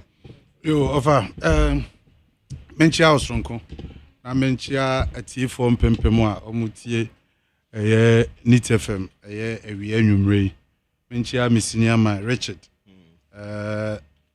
na menchia sikanate nso yete ne nka chepa yie nti sika ote ye nka ba bia obi ano ade a me ne Richard ye chia oyie pa ya fe nti ya me ente nka offer before amekwasem no so no mechia New Patriotic Party akendidifo no edi kai kra no miame constituency first vice yeru akwa medanchi Trobo constituency first vice baby obia no ade amechia na anwumre ofa na machia ye papa Brian Champon yenua ye bibia Brian Champon ono nso atiesim amazisi na amayehu say New Patriotic Party amanyuku no ye wanimdifo ewadefo kane na obete no na akwa Dr. Muhammadu Baomia ene honorable Kennedy Japan say yenya forces ni bia ba beka ho yenua Brian Champon watu no ho asi wo so ono nso pese odi party nanim edeboa New Patriotic Party amanyuku ahokeka wode aba be hye race num na yade a youth na wo party num na yani agi ye pa nti ye chia honorable Brian Champon ba bi o bia no ye chia no na ma chia the supremo ye papa Dr. Muhammadu Baomia ba bi o bia nso no doc ye chia wo ye papa Kennedy Japan akompreko ba bi o bia no ye chia no ne ya chia Dr. Yawaduchum ono nso ba bi o bia no ye chia no the last one no ye honorable Patrick Yaboama ba bi ono nso bia no anwumre yi ye chia no sononko party no emu aye de yie ye frɛ ne mu odewu of emu odewu na me ye so wo ne Sir John one le fe pa emu odewu nti party no mu aye de ne yesre atichafo ne supporters ni nyina say party de krata bia ba efa Bono regional chairman ho mamenken kan sa krata no na MPP New Patriotic Party headquarters and for immediate release or say New Patriotic Party disassociates itself from the comments made by Bono regional chairman against Archbishop Duncan Williams on his Ohia TV. The attention of the National Secretariat of the New Patriotic Party has been drawn to public commentary made by the Bono regional chairman of the party, Mr. Kwame Bafo Elias Abronye DC, in which he made some unfortunate and unprovoked remarks about the internationally revered Archbishop Nicholas Duncan Williams during a recent media engagement. The party unequivocally distanced itself from those comments and emphasized that they do not reflect the party's values, beliefs, or official position. The New Patriotic Party holds religious leadership in high regard and recognizes the immense contribution of Archbishop Duncan Williams and the broader religious community to national development, peace, and moral guidance. While the NPP, as a democratic and inclusive political tradition, opposes the freedom of expression of its members, we also expect such freedom to be exercised with utmost responsibility, respect, and decorum, especially when addressing revered leaders of faith whose influence transcends partisan boundaries. We urge the general public, especially the Christian community, to treat Mr. Bafo's personal views as entirely his own and not attributable to the New Patriotic Party. The party remains committed to fostering respectful engagement across all sectors of Ghanaian society and will continue to work in partnership with religious institutions for the collective advancement of our country. Justice Kudia Frimpong. Now, besides Wisukrano, another outburst on the Council of State for say woman no Peter say and omukwe establish a prima facie case against the suspended Chief Justice. Abronye an albatross on the neck of the New Patriotic Party and in fact, idea Inua Kwame Bafo Abronye Nensemo or the two dwa recently na idea hadwin ye offer senior mpanimfo atwe omo ho afiri nasem na okan no ho no em say party no leadership and the communicate na ba abontin ti no kire say the whole New Patriotic Party amanyoku ni nyina a me ka ho bi no ade a Kwame Bafo Abronya asem na okan no party ne twe no ho edi free ho offer mpacho medibesi ho a na mama party mpanimfo no the wia omode omo na asi fam atwe omo ho afi ne comment no ho no mesre se ma omo ma ninsi ho a na se fata bi ese party no eto nsafre no no omo ma ne te ase no ese party no ede osi eye oyo na omo hwe se omo be call no into order na o transit bi wo ho no mo a ensem fata se New Patriotic Party amanyoku member no obetu sa na mo no disrespectful na koso no eya too much yesre se mpanimfo ne nkasa na ontwe ne ho mfiri ekwaya ofa so edidi ne dwuma no enya de a ebeboa hadwen ofa se me tie no afiri ona me de akọ ye nua ye Kofi Dwuma ye papa Kofi Dwuma ne nsem no so na ofa I think se wo be ye public official ana se ye you say be di dwuma for more minor you don't have to run from accountability. You have to avail yourself anytime state ebe hu say esese ye hwehwe niema bi ana say ye tototo wano wo niema bi ho no any day every day esese o avail ho na woko face accountability because oye na do dan kwa akufu ado na pointi na say animonyam a wode share wo se bra na beso ne fa bi na ye mfa nkyekere wo man no ogidie kese wo mu na fa beboa na administration ni entime nhyehyɛ wo man ni yie na sɛ yade a ode wo nsa ebekwa akɔbobɔ o man na japadiem ana sɛ ode wo nsa bekwa akɔsoso niema mbu a ube use position no de akɔya emmoa ɛyɛ wo man no na sɛ aban foforo ba na sɛ ɔto nsa frɛ sɛ niema bi wɔ hɔ no mu a yɛde wo to dibie bia no wo yɛ ya entwa yie ntibra ne nhwehwɛ wasɛm a I don't think say any appointee bia na ɛsɛ udwane from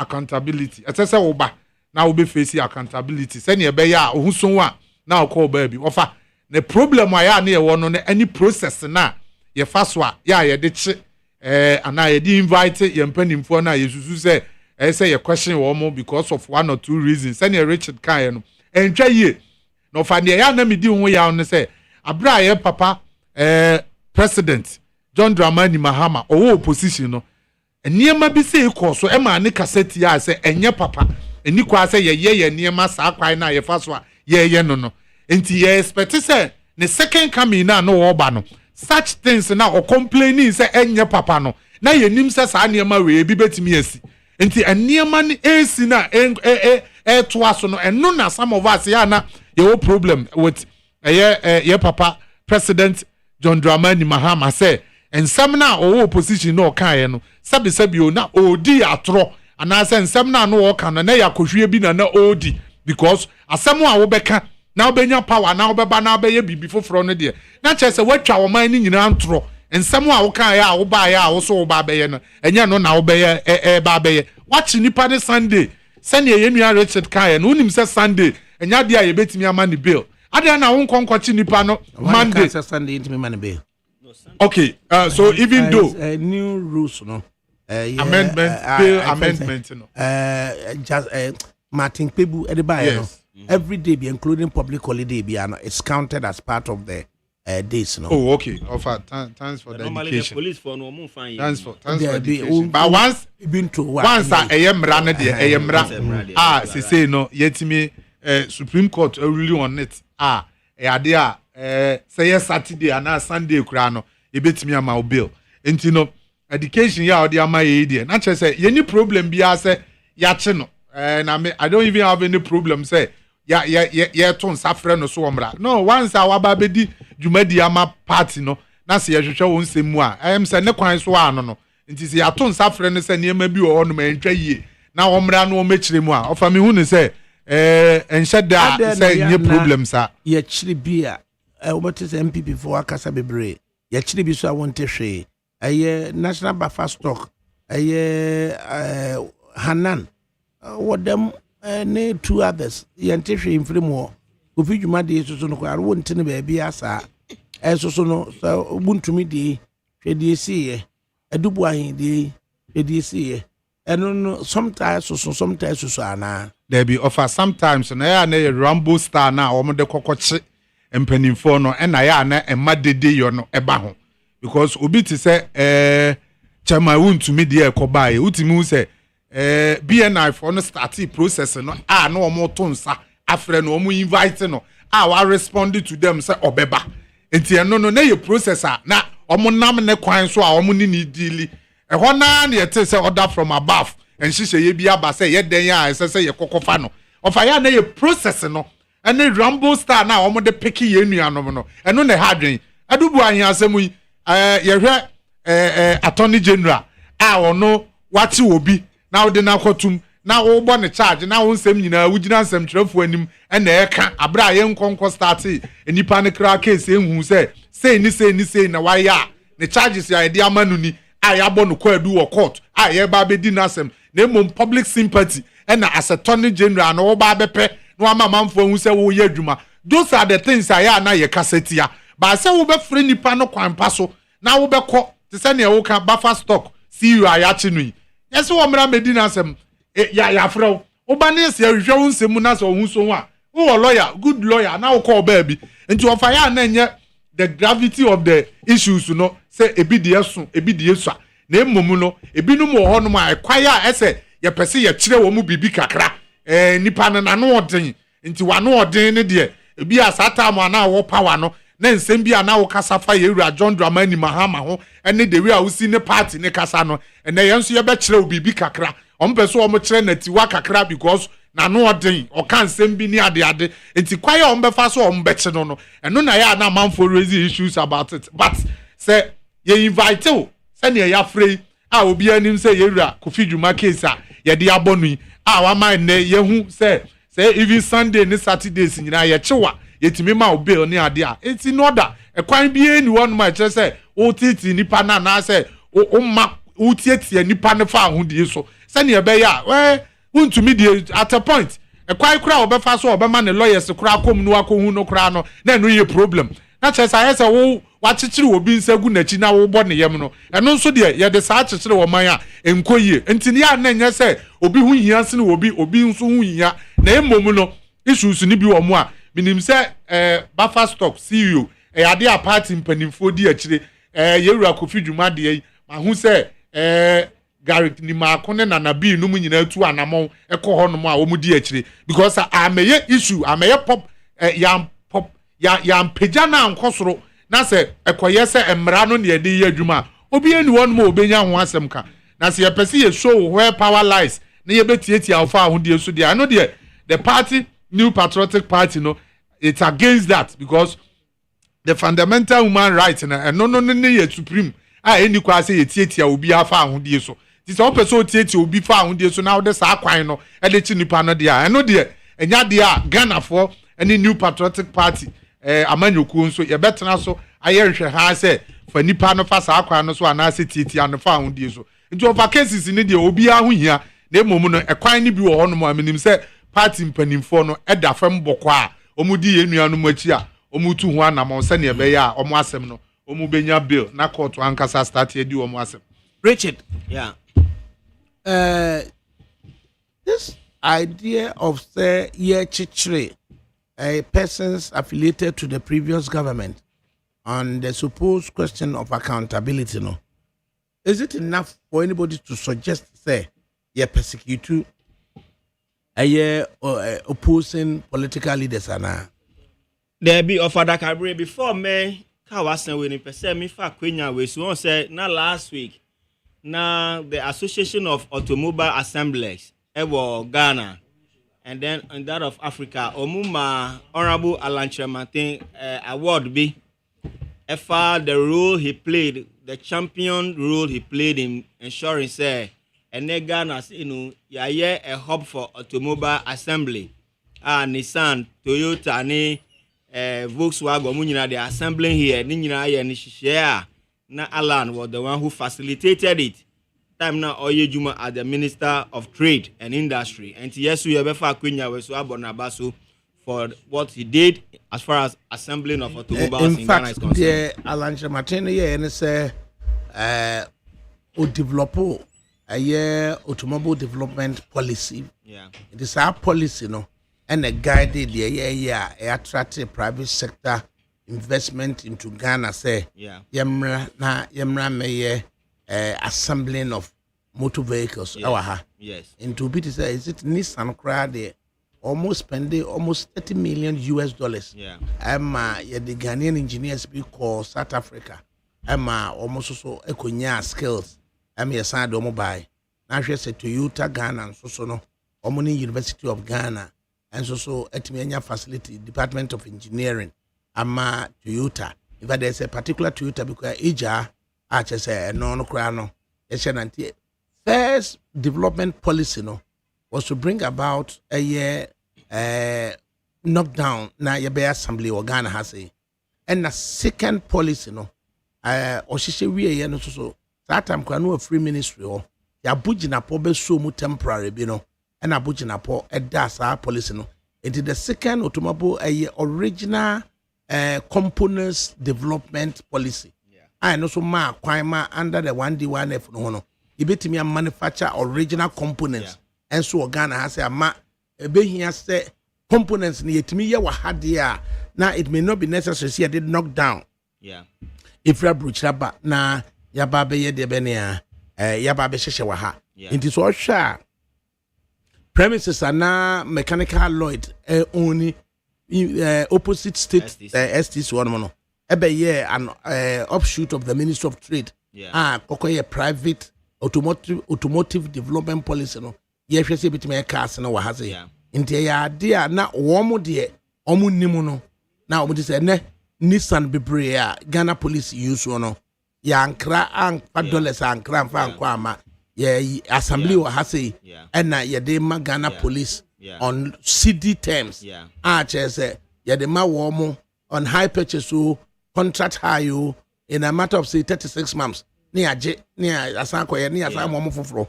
It is a major thing. Yeah, that is how a country grows. Sana or mine biano. You see, trade is the engine for growth.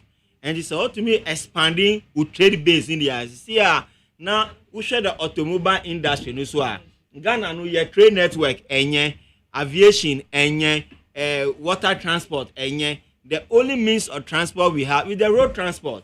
And to widen that scope and make sure that some of the vehicles are assembled here, at least the affordability will be good.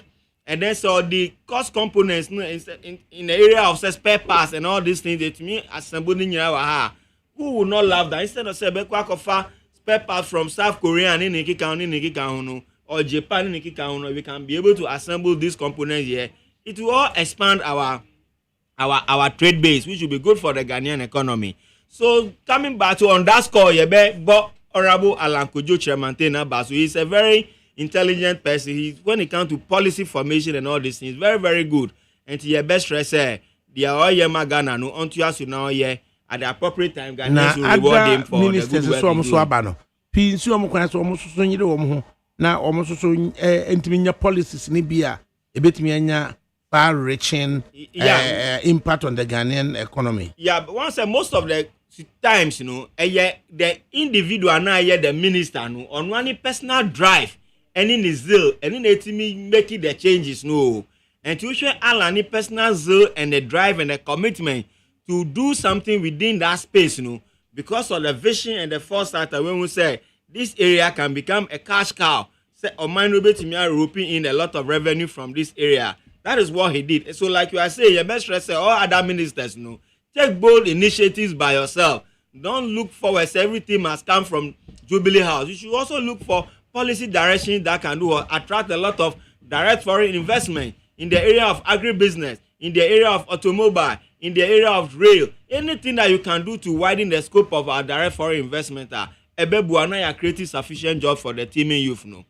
So now on that issue of say yechi manimra enka bi emehwe that the idea is a minister for it me boy home modernity me policies a bit me attract investment to the tune of say and assembling motor vehicles here manufacturing original components here no advantages been a bit me nyama was a good thing and send a menu and the kind no ye papa kwadwo alan kwadwo chirematin ye bona baso fa ne field na anado danko akufuado enya ne mugidie eno eye no trade minister ema gidie a no wo no mu eni nimdie sononko a no wo ninti no em say ye papa no so nya dibrie no eyade a otenke outside the box edwenhwe kan did these policies eba ya in fact ababebo o man ni ye pa me no ka say some of the factories assemblies we na wa hanom na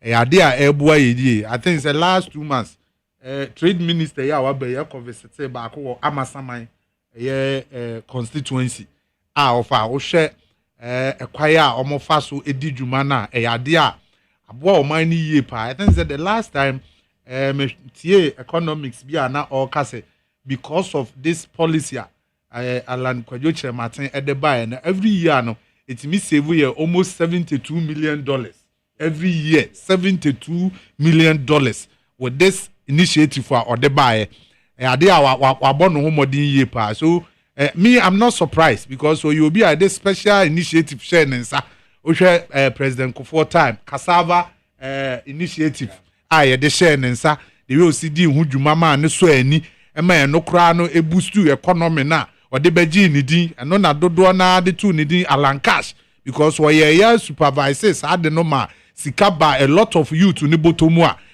ye de tu ni din Alan Cash me no ka say na do danko Akufo-Addo so time apart from assemblies of cars ya ode be ye sa de neto one district one factory so ano se onhwe se adwumadie no ye be fira ban mu no na chese watimi abɔ no ho modern a almost 87 factories are na ye operation a koso a ye adwuma and almost 171 so a 75-85% complete one district one factory ye papa no e de buy nti wo ye obi a ofa ni nimdi a wo was sa sector no ade a ekonanim ye pa na enye me wanwa say ya bɔ na abaso soronko abaso bɔde no em say we deserve more kese pa wo hono ma sese ye de ma no e wo ni nyuma pa ene nhihye ya ode beto wo hono ma abo o man wanya footprints ye de begina so aka other ministers the encouragement yeah they should think outside the box because ye maudibre bi sa ase wo ba enye da bia na government no policies no nko a ode ba no na ese wudi hu dwuma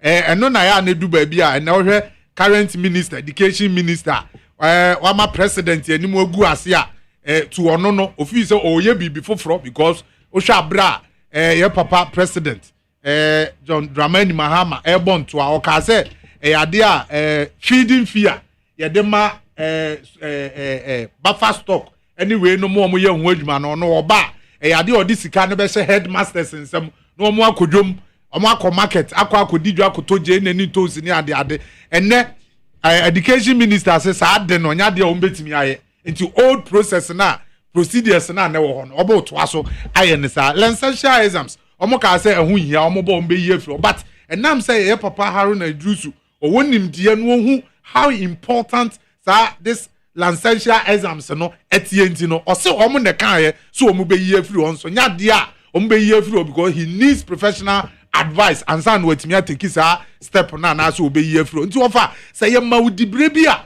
esese wo hwe Ghana ankasa ye modern mo ene ba bi a ye duro ewo amamuo mu no na wo wafa so de atenke outside the box na wo de nhyehyɛ ya ebe ma Ghana enya ho mfa so te se ne ye wura Alan Kwadwo Chirematin aye no nti other ministers ni bi wo ho no ma enye da bia ne se wo be kasa talk is cheap se ne da bia omo ba omo kasa ne ehunhia ene omo ye no they should learn from your papa Kwadwo Alan Chirematin na ne ma ni bi wo ho a omo hwe se ne be ya be bo o man no man economy no etimi akọ nanim afi yambra back to Richie Sume persecution or accountability and prosecution no of ADAKABRI he said the ayeka said you see building a country no a process. And now the process also entails certain factors. Now some factors no uyi be too hoa or man no intimi kon enim da. Now some factor no is about accountability and punishing obia wa sinking the country and I say one misusing the resources of the state because no we collect taxes and then obi tinifia or to your cover tax or to your VAT or to your way so tax components no onumuna is supposed to be used as the expenditure lines some goes into health, some goes into education, some goes into agriculture, some goes into security. Chicha sikano kitten na obia anyani chefa home. And to say, you see, the power belongs to the people. Absolute power is vested in the citizens. And the citizens know yet you are tasked.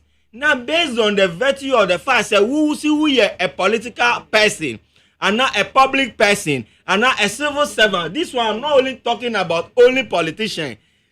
The only thing I have me of ADAKABRI say, most of you know share public accounts committee. Now we share revelations are to me pieba.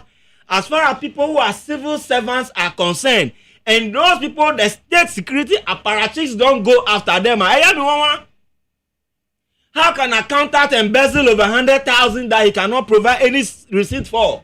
But at the end of the day, no, or no, they ain't continue. Public account, we've given you this number of days or months to come and pay back one US scanner. Nobody goes after them. But when a politician given a position, now want me and according to expectation, now will be touching man. Then the entire police architecture or the security architecture is going after Sani Pana and no pen me problem. But it is not about persecution and not about political vindictiveness.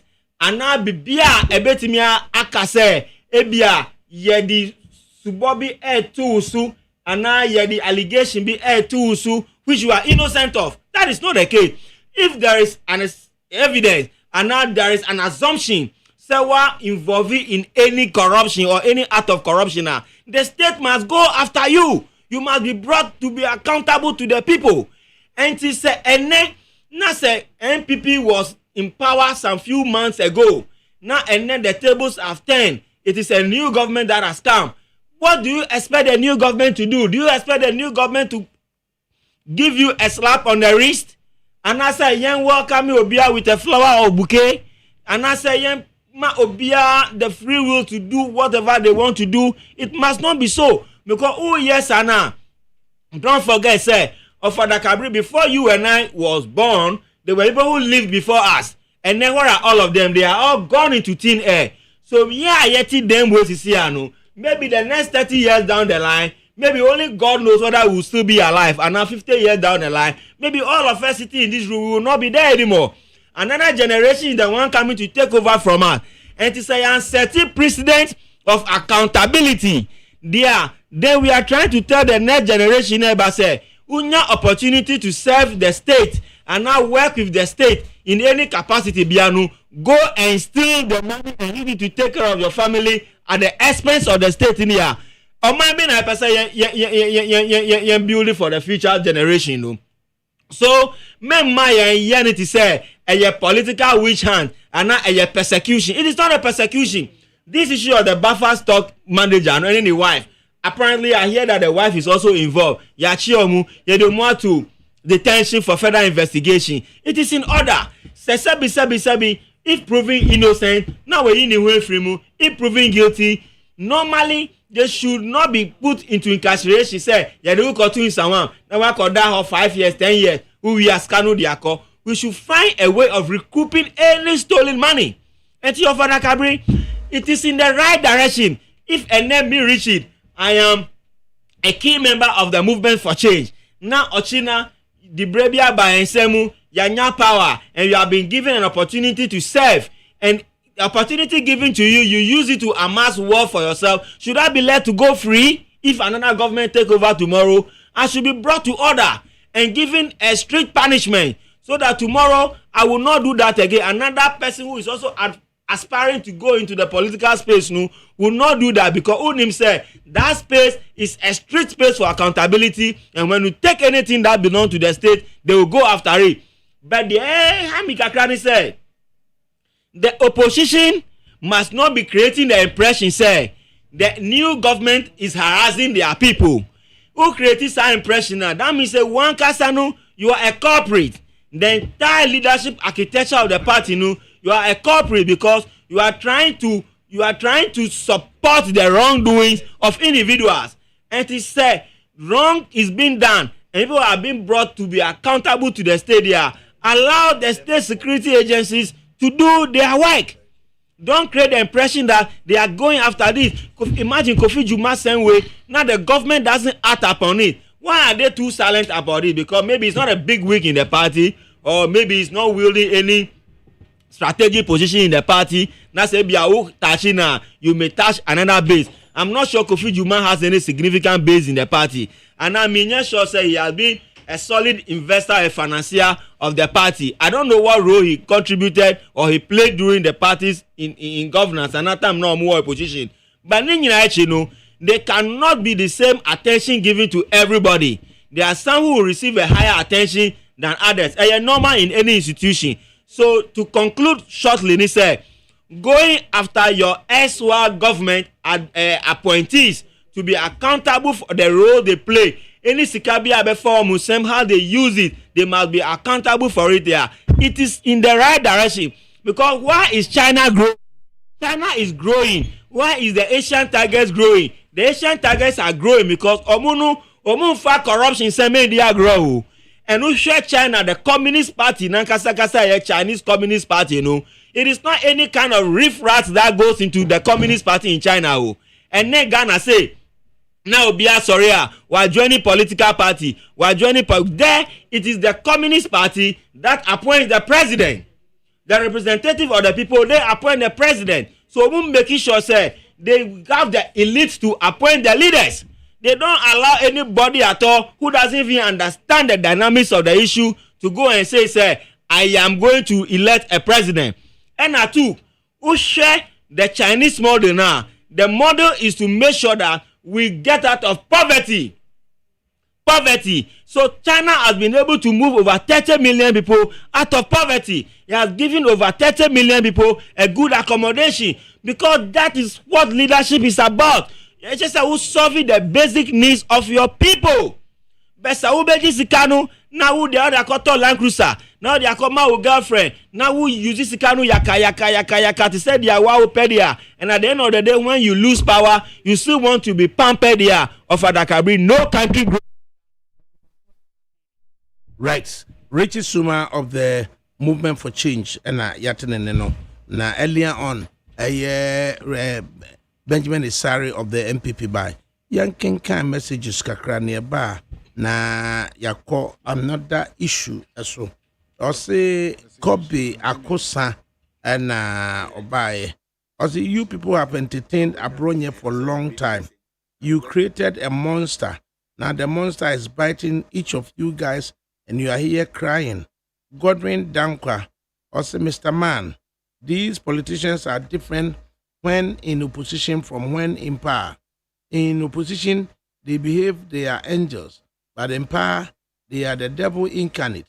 If party politics is not abolished for a non-partisan form of governance, there will be no future for this nation.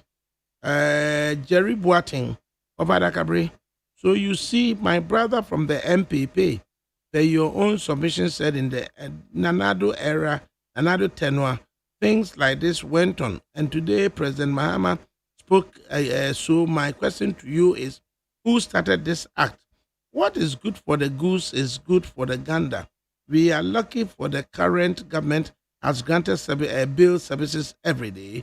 Then again, on Abronyo issue, when we started complaining about politics of insult and disrespect, misconduct of party communicators, and we turned a blind eye because it favored us at the time, these are the consequences. We grow in discipline. Now, Abronya has no respect for the party because of who he thinks he is behind.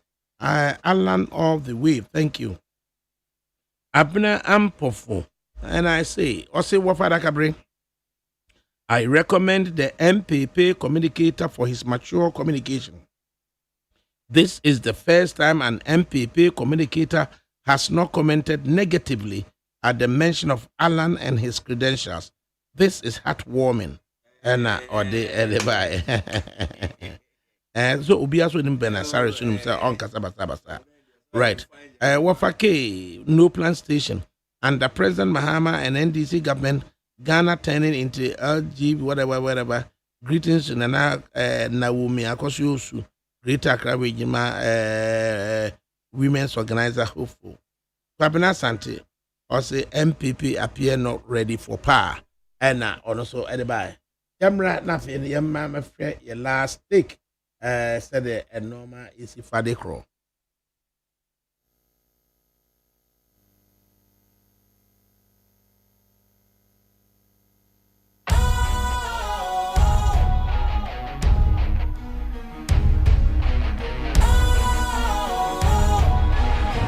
What's cool, fresh and trendy with a new look?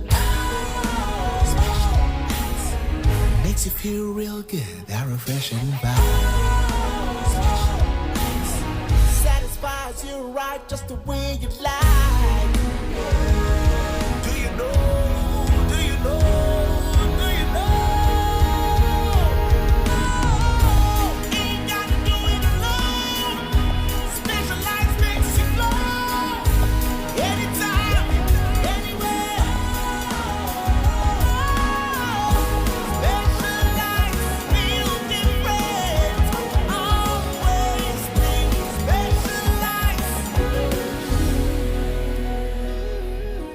Special Ice Natural Mineral Water. Feel different. Think special. This advertisement has been vetted and approved by the FDA. NIT 100.9 FM Suni. Na ene Monday, June 30, 2025. Na yekwe ensu a etoto no. Assign so de ball asem for the ball gugu baby basa. Na bola no etwe esoso enam enkrofo abobua no na ede ekro na ekojade egu se bola ewo fie no se yebebe yi a bola no kwa esan ba bie mu ana na nei sensuo no asusuan no a etwe bola ede ba no se asusuan no etwe bola ni firi hene e bola ni firi hwan fie nti how sure are you se Benjamin Isare ball a free ufie no eko ensa mabiem Richard Suma ball na free ufie no eko ensa mabiem na we na Zoom Lion Ghana Limited so we take delivery of 100 out of 200 new dump trucks.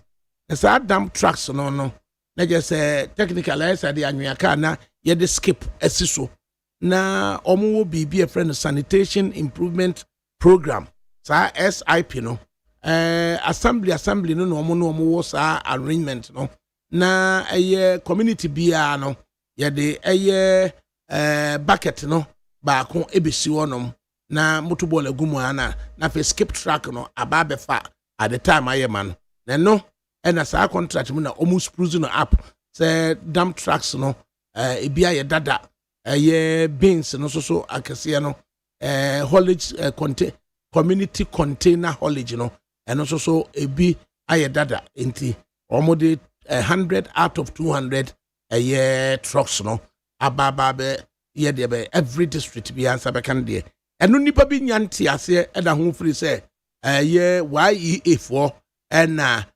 amakwan Amazon line akototo trucks de abanti yen CC trucks no na yamakwa momfanye. This issue about Zoom Lion and the contribution to the sanitation sector no nipa biti asiesa na Benji yo fa medase I think say persecution asemo a kan enya ho anka kakra nti se memfa kakra ho na ansana oh nya re atwa so a mze se na eminu Richard ekan ye no eniema ni bi wo hono mo a ekwaya ye fa so ye no na mama for conclude say a witch hunting and as a persecution now they tata amanfo in a sense say of our sha and semni bi wo no ma nya all cases and amanfo timi ka say oh sa case here ekoso yi de e yade a yesusu say enema bi nkoyie ese wo time bi ne de tata New Patriotic Party amanyokuo no enipa mufo because enema ni bi wo ho no ma entweyie of our hwe kwaya ye fa so a ye nua adubu ahenkura ne ye linking ntam ede ne besi say wo ye MPP form panimfo ne baako and MPP adisika ya fa no so adisika ne ade nti ma wo man no nyina be ka say eh then ye papa ya ye friend adubu ahende ye den na party no mu kura ne ye so ye MPP ne enso no party no wo power na party for ne ntenenka mi wa no later ne ye kohwehwe mu ne ehu say na adwuma kura onya ye no kura no a previous government and a John Dramani Mahama president and the far Nedjuma man ye deputy and sana wa far ranks no mu aba be say wa ba be depend more any namuno na ya attorney general kwaya no of so handle sa case to the extent say omo ye ya ma 49 million Ghana cedis kura omo say adubu anhe di no akire na adubu anhe so the counter claim kura ba say sika na wo kan ho asem no kura ye papa former president ono kura no onya sika no mu share kura na ode koto cars e de ma ni AD kura beji sika da 5.2 million Ghana cedis afi no issue no ko ba say ne nipa ye se wadi 49 million Ghana cedis say ye papa John Dramani Mahama kura say sika no adubu ahen kan say no kura dia say wono kura sika no onya ne hye wom enti ye no ma manfo hu say ekwan ya attorney general fa so handle some of the cases and no omutimi emane konse we dey persecution yade a wabo tirimu pose wo pese wutietie nipa no fa ahudie so na issues ni bi wo ho na so okọ no kama se ne mra ne te a ida say wa sheda kra na wo ye ne still a due process na wo fa so se ne wo de be yama Ghana for ema accountability aye adwuma nti ye be sere se so omo fa kwan papa so na so omo pese omo di ema Ghana for no New Patriotic Party amanyoku omo a no omo 7 na ado danko agufu ado na mamu omu no na say so omo be face accountability ye no omu ni problem memra Zoom Lion case no so ofa Zoom Lion ankasa no I think say ye nim ade potia papa no wode aye NDC aban because say no omo ama Zoom Lion anasa papa no aba be ye se Ghana ha na ese papa no kra no open no ho dodo open no ho anya ese o take advantage of the state na what the anya no ho because the way omusima ni luku ye no ese Ghana nhihye ya omo ne ye papa Zoom Lion ekoye no ene aprapra no ntem no eno na kwa cover bibia so obeka se Ghana ha contract awone state no won pe ene ya aprapra eju ofa me kura me dia wo kan sa tracks ya asemu ka me ba bebusa say na ofa Zoom Lion say ya pam no na ye den na still no ye say ne tracks ni bi wo ho no mo a aye dada esese wo replace ne sa niema no na che se wo hwemu a say no no ye different contractor ono ni state no wo na wo hwa sa tracks na wo use no ana wo de ma state no ya de a ne board yie pa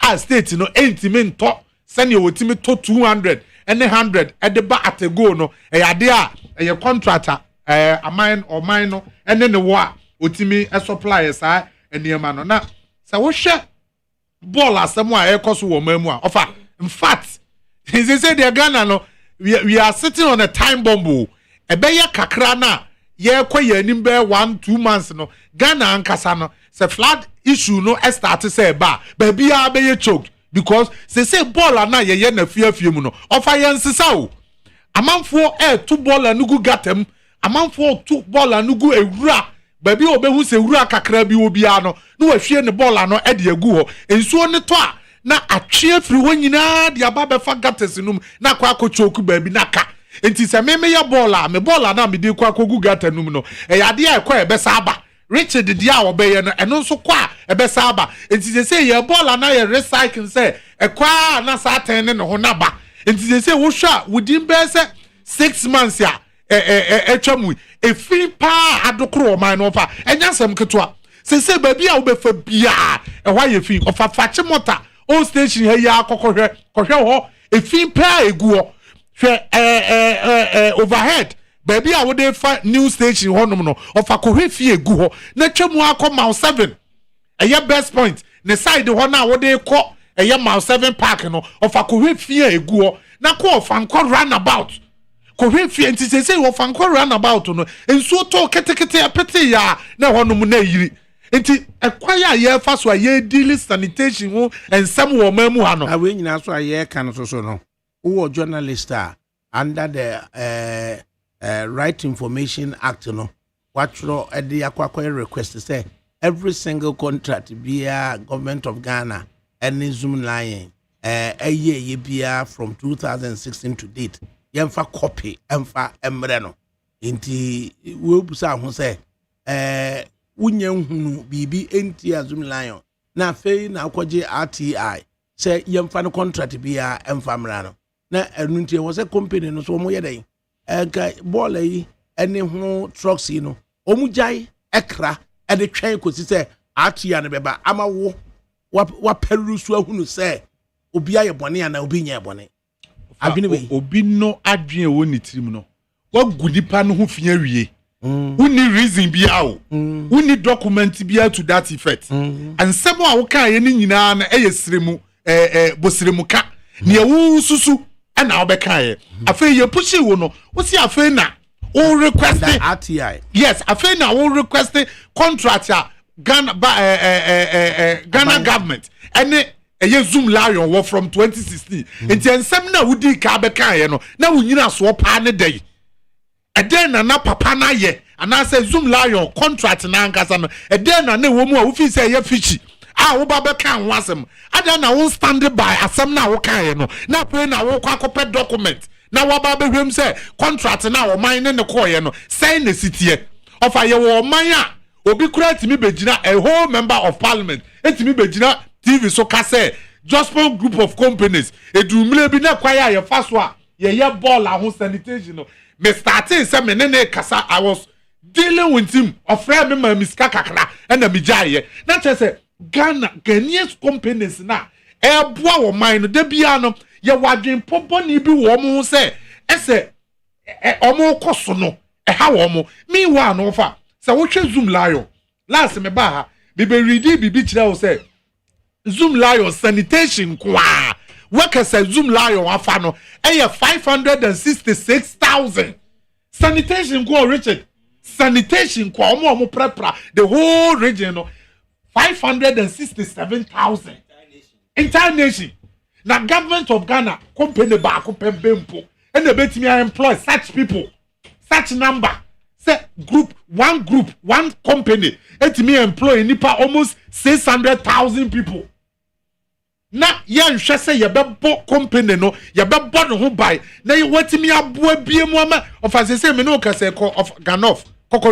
Trucks no wo be chicha ama assembly no wo dia ba a community holiday no that trust no one some fan ko ba bi ofiri ba e na sa contract of no sanitation contract no mu na there no a different contract and no na make us community na mo no mu nyina mo ball no a mo ye no unse ye the community holiday kese and no mo try ho operation clean your frontage na je mo try ho sa na wo sisa ball na wo de ko no mo age no mo de ko no mo age nti mo jiko ne say container ne ye ma ne aba be fa ne ye de ko eno sa contract no ye sanitation improvement program eno no mo de ho trucks aba say trucks na ho dada ne bia ye dada nti o mo replace with 100 number but in ni na 200 100 na abedru say a o mo expected the next 100 in July say no so be ba na o mo time eno na nipa bi ntia se o mo kan say sweepers na sem no na ye ka no so over say wo hu tan hunu na ya na me kan wasem no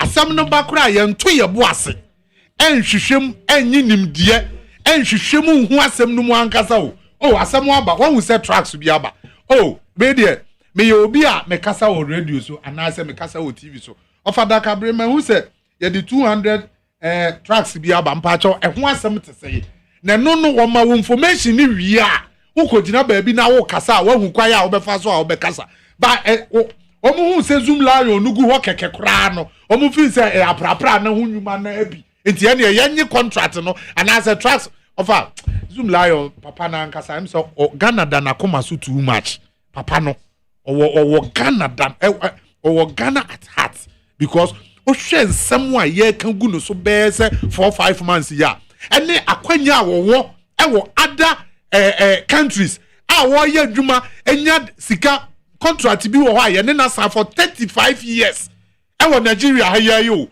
yɛne na sign contract 35 years ɛdɛnti na ɛso wɔ ha no ho koraa sɛ Ghana ha no a wɔno fi ha no a ɔpɛ so wɔboa mo ɔman no ɛkɔ n'anim no na ɛsɛ yɛ tete no keka nsɛm bi gu no ho ne ade we no a trucks no aba no that contract we say no valid for year 60 months say 5 years yɛn kɔ mahama bɛkɔ kɔ ne contract no enwu enum trucks no na kyerɛ yakɔfa ayɛ dɛ yɛde afa ɛyɛ tanhunu tanhunu so sɛ edu ba bi so a because a normal kwa ma even kwa trucks no beduru yɛ no na dwumayɛfoɔ no koraa esuro sɛ ɔmo bɛ publish am obi ehunu sɛ trucks say about thinking sɛ who publish mo obi hunu sɛ trucks we yaba no assume si betwero sɛ ida bi dem san ko twasa contract mo ko twasa contract mo and from the Eastern Regional Minister he said if not for their innovative waste management waste would have engulfed the country